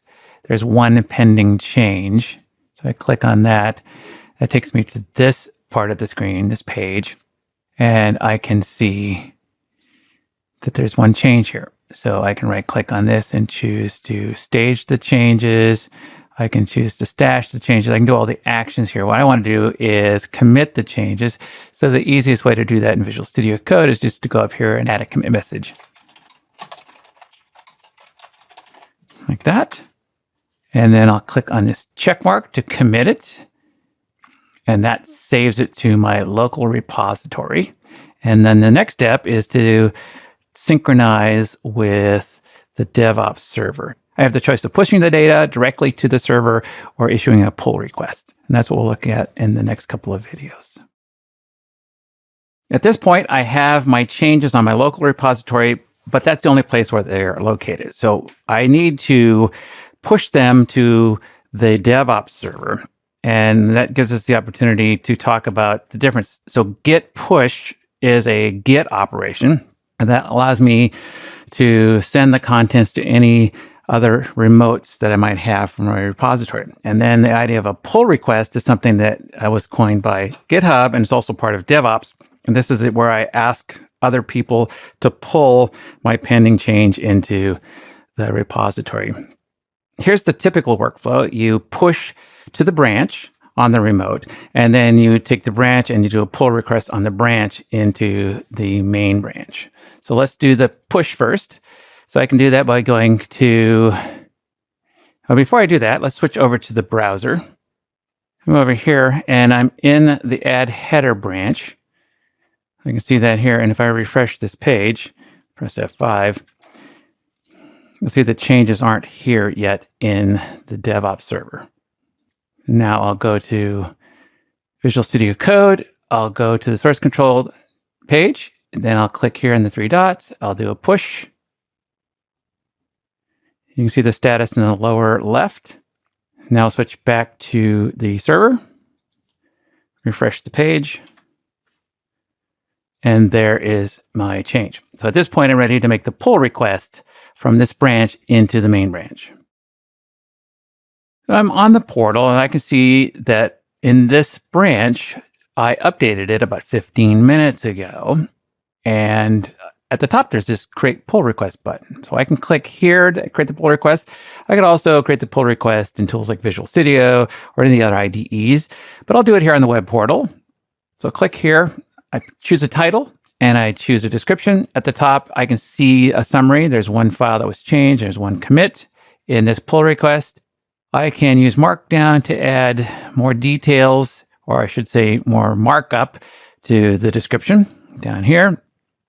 I can also specify work items. If there's a work item that I'm closing, I can choose that from this list. And I can add tags if necessary, but the main thing is I want to add required reviewers. So I will add Tad as a reviewer. And so he's the one that's going to be responsible for looking at this pull request and deciding whether he wants to pull it into. Where is he going to pull it into? Well, you can see that up here, the main branch. Now I can choose other branches. In this case, there's only 2 branches available, but I could say I want to pull this into any of the other branches that are in this repository. So I'm going to pull it into main, or asking Tad to pull it into main. I'm ready. I'll then create. It's marked as an active pull request. And if I go, let's see if I go over here and look at pull requests, I can see there's one pull request created by me, and it has to be reviewed by Tad. Now we are logged in with Tad's account, and he's working in the Azure DevOps portal. And right now, if you look at pull requests, there's no pull request. That's because he's in a different repository. He's in this My Health Clinic repository. If he switches over to the Simple Repo repository, now he sees there's one pull request that's been assigned to him. So you can see active, completed, abandoned, and the ones that are assigned to me. So I click here, and then you see a screen similar to the one where I created the pull request. So you read the title, the description. You can see information about which files were changed, including the changes that are in that file. You can read that here. You can also do diffs on the values. You can see the updates and commits that are involved. You can go to overview. And one of the most important things about this is, remember, I'm asking other people to review this. And then if it's satisfactory, to pull it into the main branch. Dad can have a conversation with me here. And that's one of the benefits of using tools like DevOps, is that you can have this history affiliated with your work items and this history affiliated with your pull requests and commits. So we can have a conversation here. And then when he's satisfied, he can go up here and do one of these actions. He can approve it. He can approve it with suggestions. He can wait for me. He can reject it. Now, in this case, there's only a single reviewer. If there were more than one reviewers, then they would all have to approve it before it gets merged into main. And speaking of merges, one of the issues we occasionally run into when you're writing software and doing pull requests is that there are merge conflicts where there are lines of code that aren't compatible. And so Tad can check this out here on this top where it says no merge conflict. So he knows if he approves this, it's not going to be a problem. So in this case, he'll go up here and choose approve. It says Tad approved the pull request.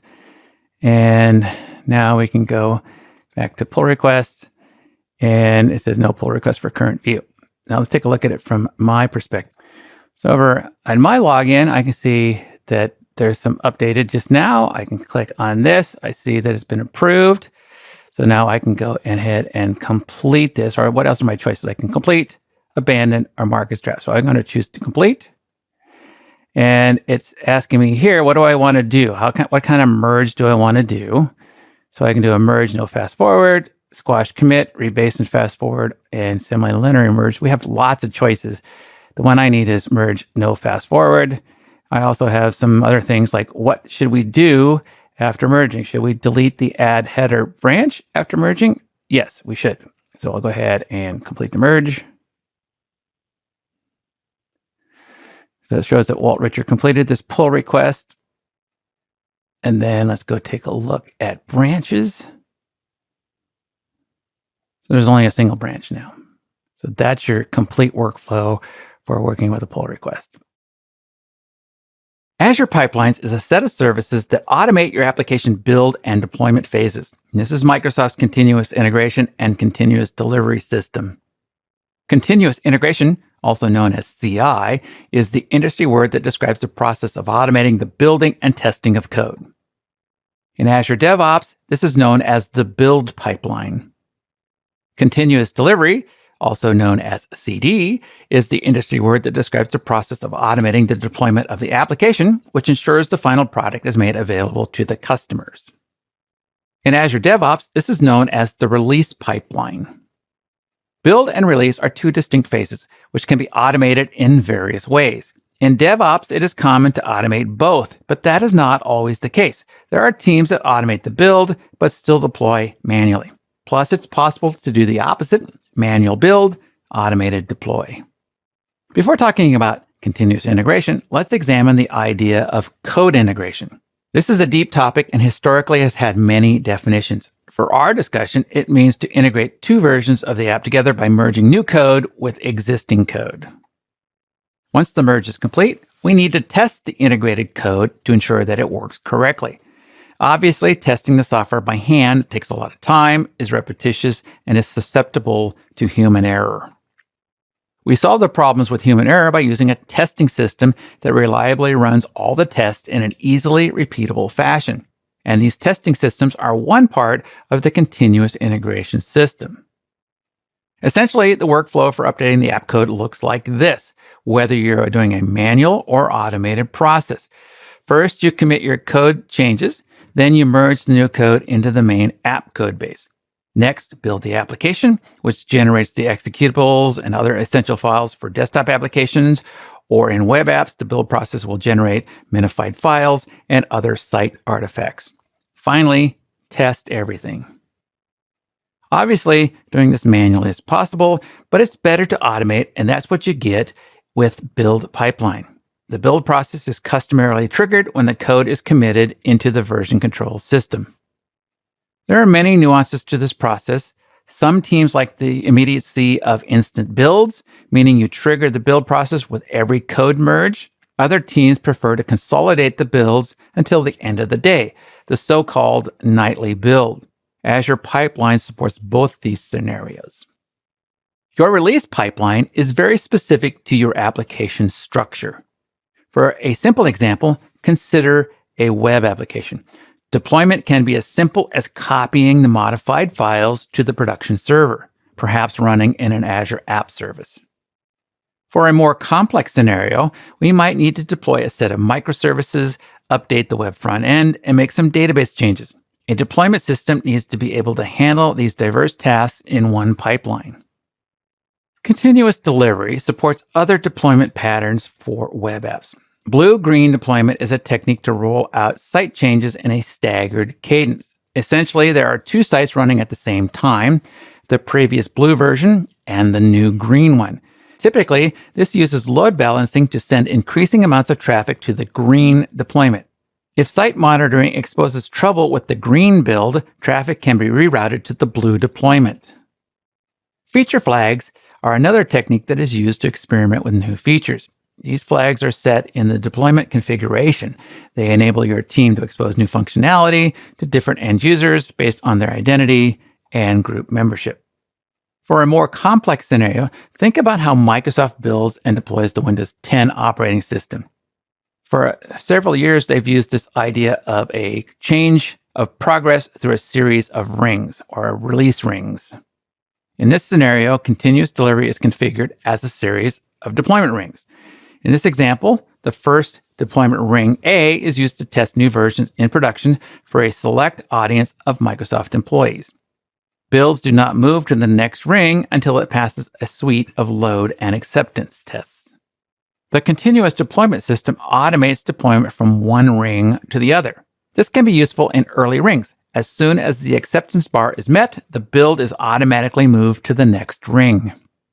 As the rings progress, it can be prudent to add an approval step in which a decision maker signs off on the changes electronically. For example, deployment to general release is held until management approves. There is a lot to learn about the services available in Azure Pipelines. We'll look at build and release pipelines in this chapter. Pipelines provide a way to build and deploy your software. Because your build and deploy process can be complex, the Azure Pipeline system has a lot of integrated parts. In this video, we'll explore some of these parts. A pipeline consists of one or more stages. Stages contain jobs, which queue up the actual work. More details about jobs soon. Once we got the pipeline configured, it can be run in several ways. It is possible to run the pipeline manually. Someone on your team can start the pipeline anytime. Or we can set up a trigger to start the build pipeline. There are several types of triggers. There are repository triggers that cause a pipeline to run whenever you push an update to the specified branches or you push specified tags. Pull request triggers cause a pipeline to run whenever a pull request is open for one of the specified target branches, or when changes are pushed to such a pull request. There is the scheduled trigger, for example, run once a day at midnight, or schedule any interval that you like, perhaps every Monday, Wednesday, and Friday at 3 a.m. Large projects have several components that are dependent on each other. These components are often independently built by separate teams. When an upstream component, a library for example, changes, the downstream dependencies have to be rebuilt and revalidated. In situations like these, add a pipeline trigger to run your pipeline upon the successful completion of the triggering pipeline. As to what's in the pipeline, let's look at the parts. At its core, a pipeline runs a collection of steps. A step consists of either a script or a task. Here is an example of some steps. The pipeline runs 3 scripts and 1 task. A script runs code as a step in your pipeline using command line, PowerShell, or Bash. You can write cross-platform scripts for Mac OS, Linux, and Windows. You have a lot of flexibility here. Whatever you can code, you can run. A task is a package script or procedure. When you create a task, you don't write code, you select the task template and provide parameters. Tasks are provided by Microsoft and third parties. They fall into these general categories: build, utility, test, package, deploy, and tool. Examples of build tasks might be run MS build or run the Xamarin iOS build. Examples of utility tasks might be delete files from the working directory when building the code, or apply configuration file transformations and variable substitutions to a target package or folder. Examples of package tasks might be, for NPM, use this NPM task to install and publish NPM packages. Or you could run NuGet restore. Because build and deploy can get complex, there is a lot more parts available in Azure Pipelines to help. Pipelines have one or more stages. A stage contains one or more jobs, and the job contains the steps that actually do the work. Finally, there is the concept of an agent. It is the agent that runs the job. Small projects can thrive on a single agent. Larger projects might need multiple agents to ensure the build is fast. To build your code or deploy your software using Azure Pipelines, you need at least one agent. And Microsoft provides a pool of Microsoft-hosted agents. Each time you run a pipeline, you get a fresh virtual machine. The virtual machine is discarded after one use. Microsoft-hosted agents can run jobs directly on the VM or in a container. An agent that you set up and manage on your own to run jobs is a self-hosted agent. They give you more control to install dependent software needed for your builds and deployments.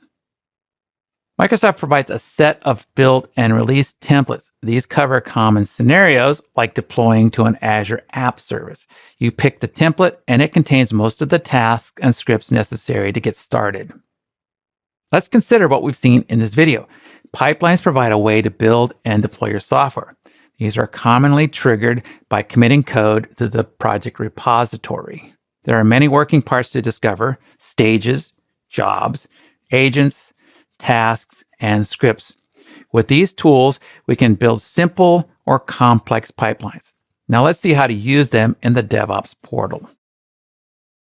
We'll take a quick look at the parts of the Azure Pipelines. So click on Pipelines. There are many subpages in here. The ones we're looking at in this video are Pipelines, Environments, and Releases. So it's a bit confusing here. It says Pipelines as the Azure DevOps section, and then immediately below that is the Pipelines subpage. This is where you find your build pipelines. Your release pipelines are here. So you can create a build pipeline, and when it's complete, it will trigger a release pipeline to run. What about environments? An environment is a collection of resources that can be targeted by deployments from the pipeline. For example, a cluster of virtual machines. Typical examples of environment names are dev, test, and QA, or staging and production. You find your build pipelines in here. I'm in the demo project, and there's only one build pipeline in here. It hasn't run yet. I can click on the blue button to manually run the pipeline. I suspect this also has triggers. Let's go see. Click on Edit. And then here I see the tasks, variables, triggers, options, and many other settings. And if you look at triggers, you can see that there's a continuing integration trigger set up. And it's a branch filter. So if anything is integrated into master, it will trigger the build. And if you go over here, this shows the list of tasks. So there's get sources. This is the build pipeline, and it's using the Azure Repo as the source. You notice there's lots of other choices. We can work with GitHub, GitHub Enterprises, Subversion, Bitbucket Cloud, and other Git providers. This is using the repository that's part of this project. And then I can see we get the sources. And then phase one, we're running on an agent here. So the agent is going to do all of this work. It's going to restore. It's going to npm install Bower. It's going to run another npm installer. It's going to install Bower. It's going to build and then test and then publish the files to an output folder, and then some other items, including copying files. So this shows you some of the things we talked about in the last video. The agent, and the tasks. I created this ASP.NET Core website in Visual Studio using the ASP.NET Core template. So it's using all the default settings. I've made one slight change to the code here in layout.cshtml. It's right here on line 40. So what I did here is I'm reading the assemblies version number and printing that to the bottom of the page. And this will be useful when I create a build pipeline. I will be generating some version numbers, and we'll be able to see those version numbers on the bottom of the page. This is what the web page looks like running on localhost. You can see I'm running on localhost here. So this is the standard template you get from Visual Studio. It has a menu bar across the top, some simple text, and there is the footer that has the version number. I put this in source control, so it is committed to source control. And if you go take a look at DevOps, let's go to repos. I've opened simple repo. Open simple repo, and then you can see that I added a source folder. I have a SLN file. This is from Visual Studio, and then within that, this is the code we just saw in Visual Studio. So that's already been committed to the repository. I've also created an app service in Azure. I'll deploy the website here, and if you browse from this, it shows the URL that's used for that website. And since I haven't pushed any or deployed any files to the app service yet, I get the default page, which is saying, yes, your app service is running, but there's nothing to show here. So if you're interested in setting up continuous deployment, you can click here to learn more about that. That will use the Azure continuous deployment. What we're going to be using is the one here in Azure DevOps. So to review, this is the page running in localhost. This is the place where the page will be running when it's deployed to Azure. This is the app service. And this is where I'm going to create my pipeline. In order to connect to my Azure subscription, I need to create what's called a service connection. So you can find that in project settings. Click here. I will be connecting to Azure using the resource manager. So I'll select this radio button, and I'll use this service principal automatic. Now, the first time I ran this, I had to sign in with my credentials. Now it shows me my subscriptions available. And my resource group, I'm using this one for the course. And then I'll give it a service connection name here.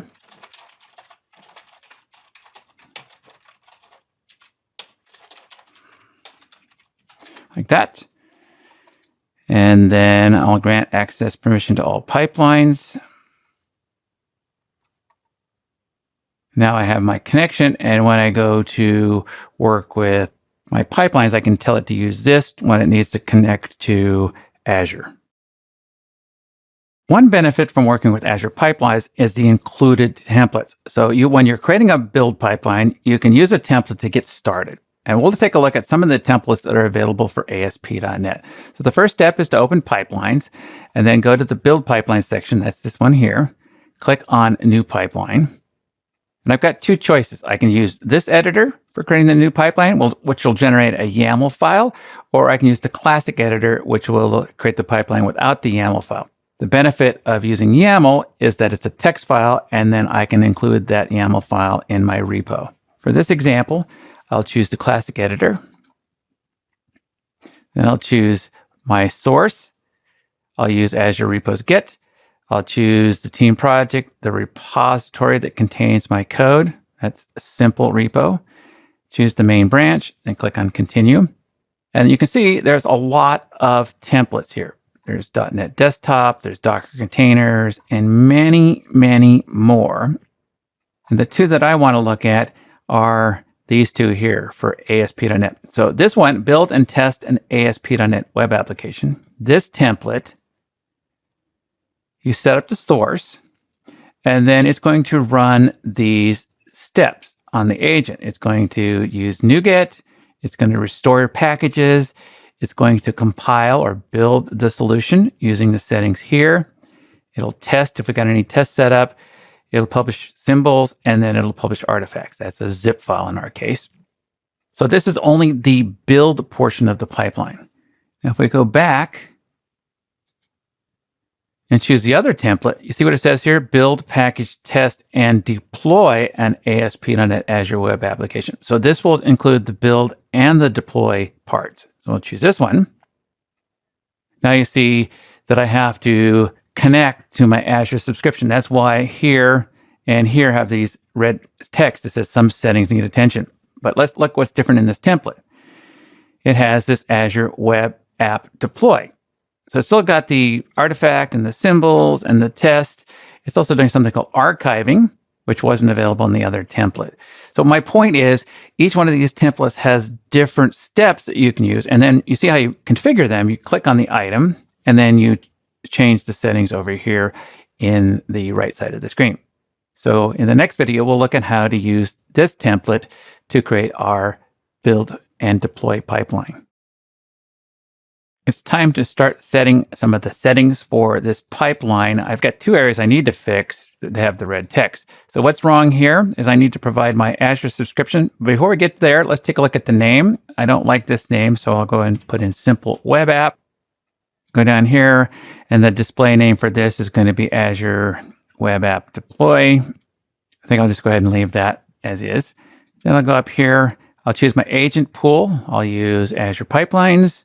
I'll specify which agent to run. I have choices for Mac OS, Ubuntu, and for Windows, I'll choose the Visual Studio 2017 build agent. Here, I need to specify some value for the solution. Now, if you want to know what to enter for these properties, there's two places to look. This I looks promising, but when you click on it, it doesn't give you much information. It just says this is an important settings that can be shared between your pipelines, tasks, and changed in one place. It's less intuitive, but the place to find out more details about what you're supposed to provide here is in this link. So click here, and it tells me that this is the relative path from the repository root of the solutions or MS build project to run. For example, and then it tells me SLN. So this is the SLN file for my solution that also contains my project. So that looks good. Next, I need to specify my Azure subscription, and I already set up my service connection, so I should be able to choose that from here. And then go pick my app service name on Azure to where I want to deploy it. That's this app service. Now I'll go down to the Azure deploy, and notice it's changed the name here. Now it says Simple Web App -211, and I need to specify what type this is. So this is a web app running on Windows. At this point, all the red text has disappeared. Now, what else are we going to fix? For get sources, we already specified our repository. I'm going to leave the NuGet part alone. I'll keep using this version of NuGet. I want it to restore the packages. I want it to build the solution. Now, I'll come back here later and we'll set up some version numbers. At least that's my plan. I want it to archive files, and it's going to archive on DevOps somewhere. It's going to archive it as a zip file. Replace the existing archive. That looks good. Oh, I want to go back and look at build. One of the choices here is whether or not to clean the solution. And there's a bunch of other advanced settings, like do you want to record the project details as part of the build. I'm not testing anything, so I'll leave that alone. Publishing symbols. We'll come back to that. And then finally, publish an artifact. This is where it's going to publish I believe this is where the zip file goes. So that looks good. So I'll go ahead and save. I can save in queue, which would save this pipeline and then also run the pipeline, queue it up for running. I'll just choose to save it. So click on save, and I'll call this one simple.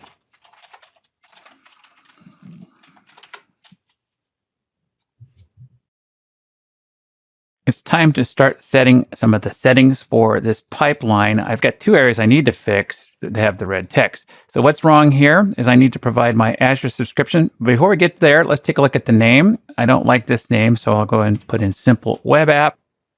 Go down here, and the display name for this is going to be Azure Web App Deploy. I think I'll just go ahead and leave that as is.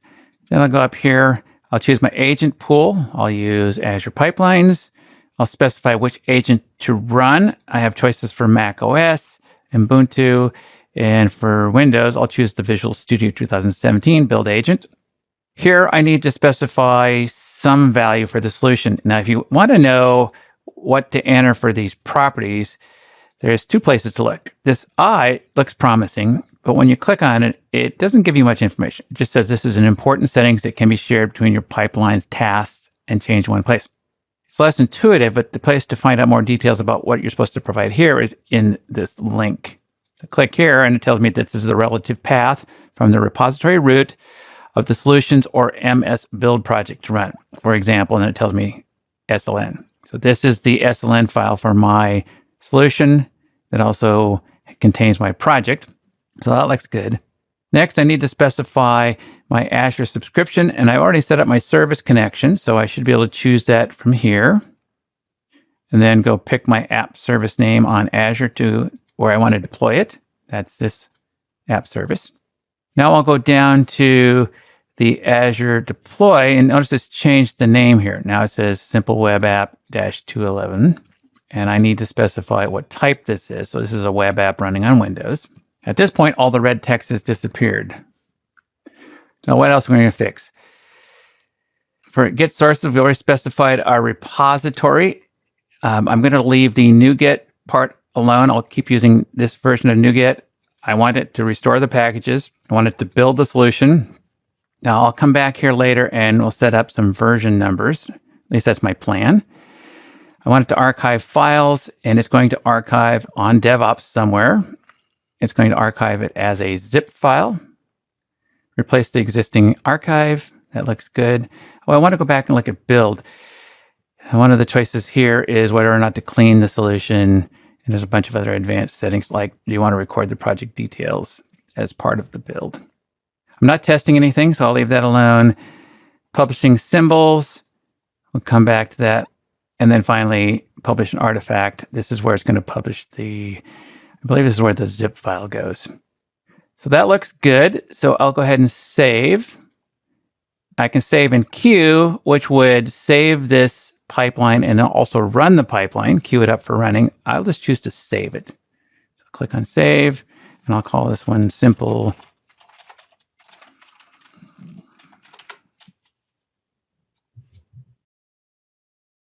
We've set up this pipeline so that it is triggered when there's a change to the repository. So that could be a commit, it could be a pull request. It doesn't matter as soon as there's a change to the repository, it will trigger the build. So to demonstrate that, I'm logged in with Terry's account here. She's opened up this main page of the site, this index.cshtml. She's going to make a change here. So she'll choose edit.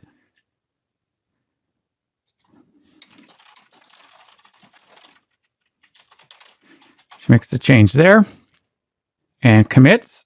Now over here on the left side of the screen, I've got my account and I'm looking at the runs for the pipeline. So let's see what happens when I click on commit.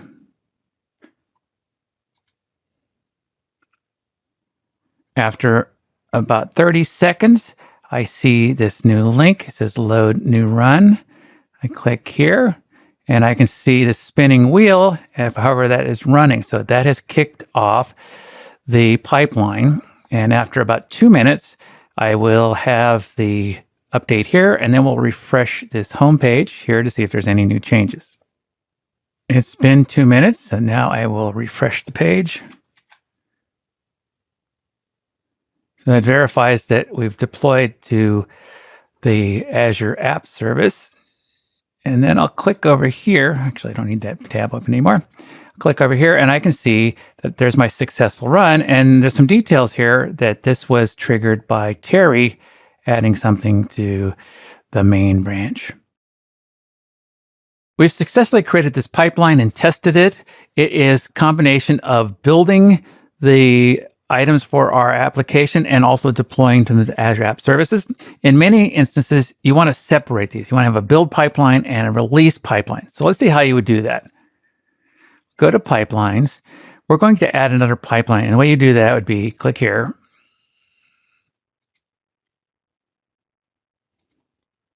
And then instead of choosing this item, this template, which builds, package, tests, and deploys, I choose this one, build and test only. So I've done that already. It's identical, except it's missing the deploy piece, and that's called Simple Web App Build Only. And I've tested it, and that is working. Now I'll go over to Releases, And here you would create a new release pipeline. And you need to set up two things, a stage and an artifact. So for the stage, I want to do an Azure App Service deployment. So I'd click here and choose Apply. I'll call this production. Then you have to set up an artifact. So what we want to do is listen for the build to complete. So I'll choose build, and then I will choose the name of the build from this list, like that. And then I pick what I want to pull out of the build. Do I want the latest version or any of these other items? And then I'd click on add. So when a build is released and successfully published, then I would go ahead and do this task. Now I've already created one, so I will cancel out of this. And you can see I've already done a release 1 and release 2, going to production. And I can create a release at any time by doing this, manually creating it. So now that's queued up. It's going to pull the information out of the build. And then when it's done, it will then push that to Azure App Services. And of course, this will also work if we add new items to the source control, and it'll trigger the build, which then in turn will trigger the release. We've seen that there's a lot of options available for to build and deploy pipelines. The last thing I want to look at is how to customize it with your own custom data and how you can move that data between parts of the pipeline. So if you look at the footer on the bottom of this page, you see there's a version number. So I have some version number code in the ASP.NET site that picks this up. This is not the standard number format that is used by .NET Core. So what I've done is I've modified the way the build number is created. And I did that by going over here to my pipelines, click my pipeline, click on edit, and I've defined two variables. Now it comes with a set of predefined variables like the build configuration is set to release and the system.debug is set to false. I added a major version and minor version. You do that by clicking on the add button. So a major version set to 2, minor version is set to 1. And then I use these variables over here in options under the build number format. So I took the default numbering format for .NET and I made it my own. So I added the major version and then the minor version and then the rest of the data. So now when it builds, it will generate this in the assembly. This is the number that's inside the assembly, and then my code is just picking that up and printing it out to the bottom of this ASP.NET page. No matter how comprehensive a framework, there will always be some features that haven't made it into the shipped product. Systems that provide extension points are valuable because third parties can enhance the ecosystem with their offerings. Microsoft systems are known for their extensibility support. Programmers can create tools that build on this foundation to add extra features to the system. There are plenty of ways to extend Azure DevOps. Use the marketplace to find and install Microsoft and third-party extensions. Extensions are add-ons that can be used to customize and enhance your experience with Azure DevOps. The marketplace is home to thousands of extensions that can be installed to help with your DevOps workflow. This is a convenient way to add new tool sets to your organization and projects. Teams can purchase third-party tooling or create their own. On the marketplace at visualstudio.com, click on the Azure DevOps section. You can see some of the more popular and featured extensions here. Scroll down to the bottom of this page, and you can see them categorized by type. Azure Boards, Azure Pipelines, Azure Repos, Azure Test Plans, and more. And of course, you can drill down and see all the extensions by clicking on See More. Looks like the day I'm looking at this, there's 318 Azure Board extensions. Another way to extend Azure DevOps is by integrating with your team collaboration software. Microsoft provides DevOps apps for Slack and for Microsoft Teams. For example, this is my demo team Slack workspace. We've added some Azure DevOps. Check out the lower left sidebar. You can see we've installed the Azure Boards, Azure Pipelines, and Azure Repos apps. Details about how this is done in the next video. Another way to extend Azure DevOps is with service hooks. Service hooks let you run tasks on other services when events happen in your Azure DevOps projects. For example, create a card in Trello when a work item is created, or send a push notification to your team's mobile devices when a build fails. Service hooks are based on the publisher-subscriber design pattern. In this classic pattern, publishers define a set of events. For example, build started or build completed. Create subscriptions for those events in the subscriber applications. In this example, we have Microsoft Office, User Voice, and Azure Storage acting as subscribers. Each subscriber defines the action to take when the event is raised. For example, we could have a row added to an Excel table or a feature request updated on User Voice. If none of the published extensions fulfill your requirements, you can create your own extensions. For the rest of this chapter, we'll look at how to integrate with Slack and see how to install some marketplace extensions. To add an app to a workspace, open your workspace in Slack, then go to the bottom of the left sidebar and choose Add Apps, and then search for your app here. I'll look for Azure. You'll see a list of apps that start with Azure. It's a similar experience in Microsoft Teams. Now, in this case, I've already installed 3 of these apps. So these top 3 items are from DevOps. And you can see, I can tell they're installed because I can see them over here in the left sidebar, but also they don't have the Add button. For the apps that I haven't added yet, I would click on the Add button. That will take me to a screen that asks me to approve the process. In some cases, it'll ask me which channel to synchronize with. When I added Azure Boards app, I said to synchronize with the Board Messages channel. And then for the Azure Pipelines, I synchronized to Pipeline Messages. And you guessed it, Azure Repos goes to Repo Messages. That's the basics of adding the application. And the next step is to configure it to work with your Azure DevOps projects. Now I have the application installed, I want to start configuring it to work with my DevOps project. You can see that there's some items listed here. Use /AZ repos sign in to sign in my account. So let's do that. Press that, press enter. And it tells me I'm already signed into Azure Repos with my instructor account. So that looks good. So now what can I do? How about Azure Repos helps? Do /AZ repos. I can click on this to get an idea what I can do. This says I need to subscribe to a repository URL. So I switch over to the DevOps portal, open my repo, grab this URL, and click here. That enters the beginning part of the command, AZ repos. Then I'll say subscribe. Paste in my URL. And it says, we have added a subscription to pull request created notification from target branch main for repository simple repo. That means that if a pull request is created, I should see an information pop up in this channel. Let's take a look at some of the messages we can get from DevOps. I'll go to board messages, scroll up this list, and you can see some of the commands I've issued. So I started with Azure Boards, I signed in, I linked to one of my projects. So I have linked to the health clinic project. And then I started adding some subscriptions, what I want to listen for. So I added a subscription for work item created. Work item created of type any, and I added a second subscription for work item updated for any type. And if you click here, it'll take you to the screen where you say, here's my area path, here's the event, let's say work item deleted. Then I can choose my filter. Let's say I'm only interested in bugs being deleted. Click on save. That gets updated. And then you can see that I'm starting to get some information. There was a Walt updated a product backlog item. And so you can see I changed who it was assigned to. So let's take a look at how that works.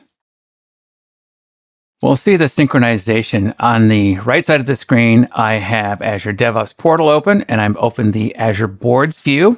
I'll make some changes to this card. On the left side of the screen is my Slack channel. I'm in the Board Messages channel.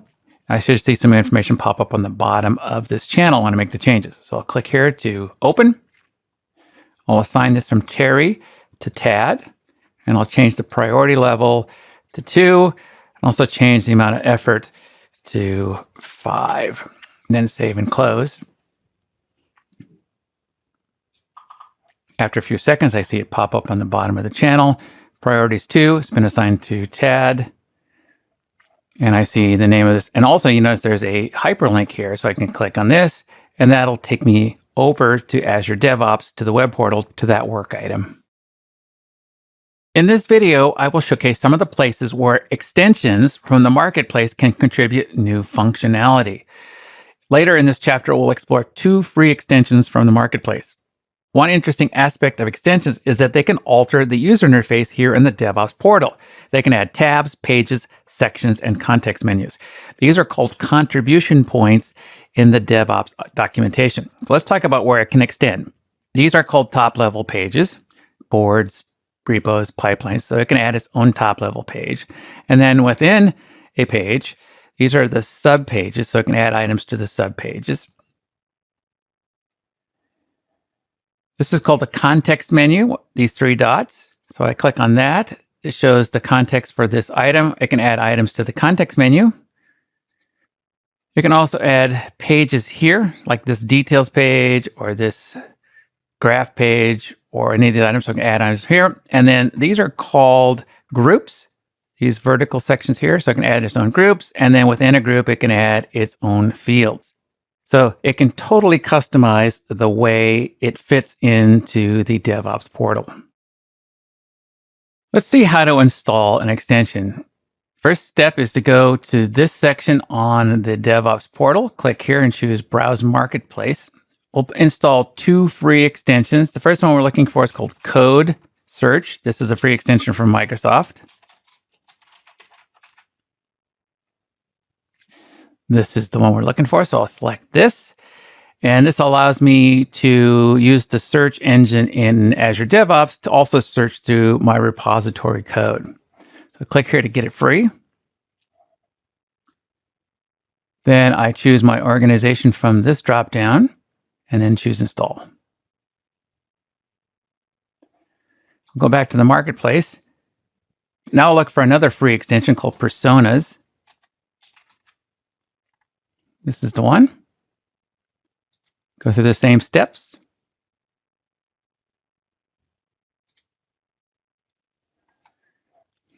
Now that they're installed, I can go back to my organization. And in the next demo, we'll look at how to use the Code Search extension. We've installed the Code Search extension in a project. And remember, it's project specific. So if I go to a project I did last year, this Dev Course 471 course, and I look in the search box, I see that I'm searching through filters for work items. If I look at the 211 project and go to that same place, I see a different set of information here. So this is showing that not only can I search through my work items, but I can also search through my code. So if I look for a word like print, in my results, I get 37 code results, and I can see there's 37 code results, and there's 5 work item results. Without the Code Search extension, I would only see the work items. This is useful. I can also filter by extension or by file name or path or project. So I'll filter by 2. I'll choose an extension. We'll look for the word welcome. I know for sure it's in this index.cs HTML file because we worked on that in this course. Now I want to look for files with the JavaScript extension. So I'll say ext:/JavaScript or JS, do a search. Now it's returning matches for just our JavaScript files. I can also search, let's just look for one repo.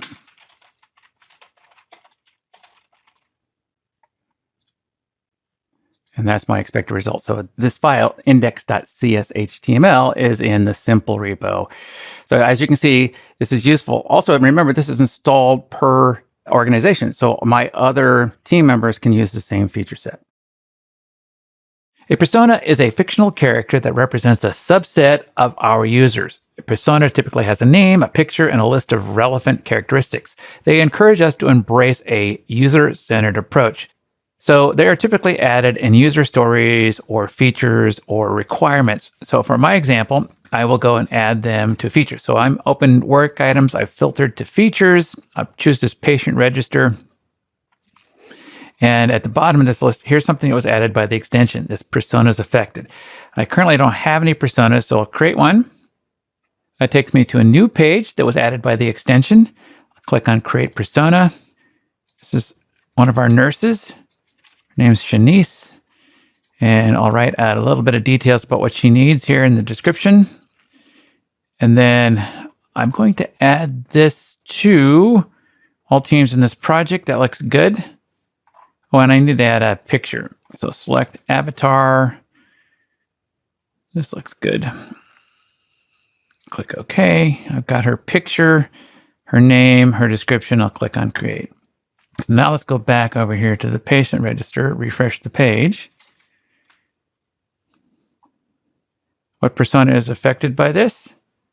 I'll choose the persona, click on OK, and now save this work item.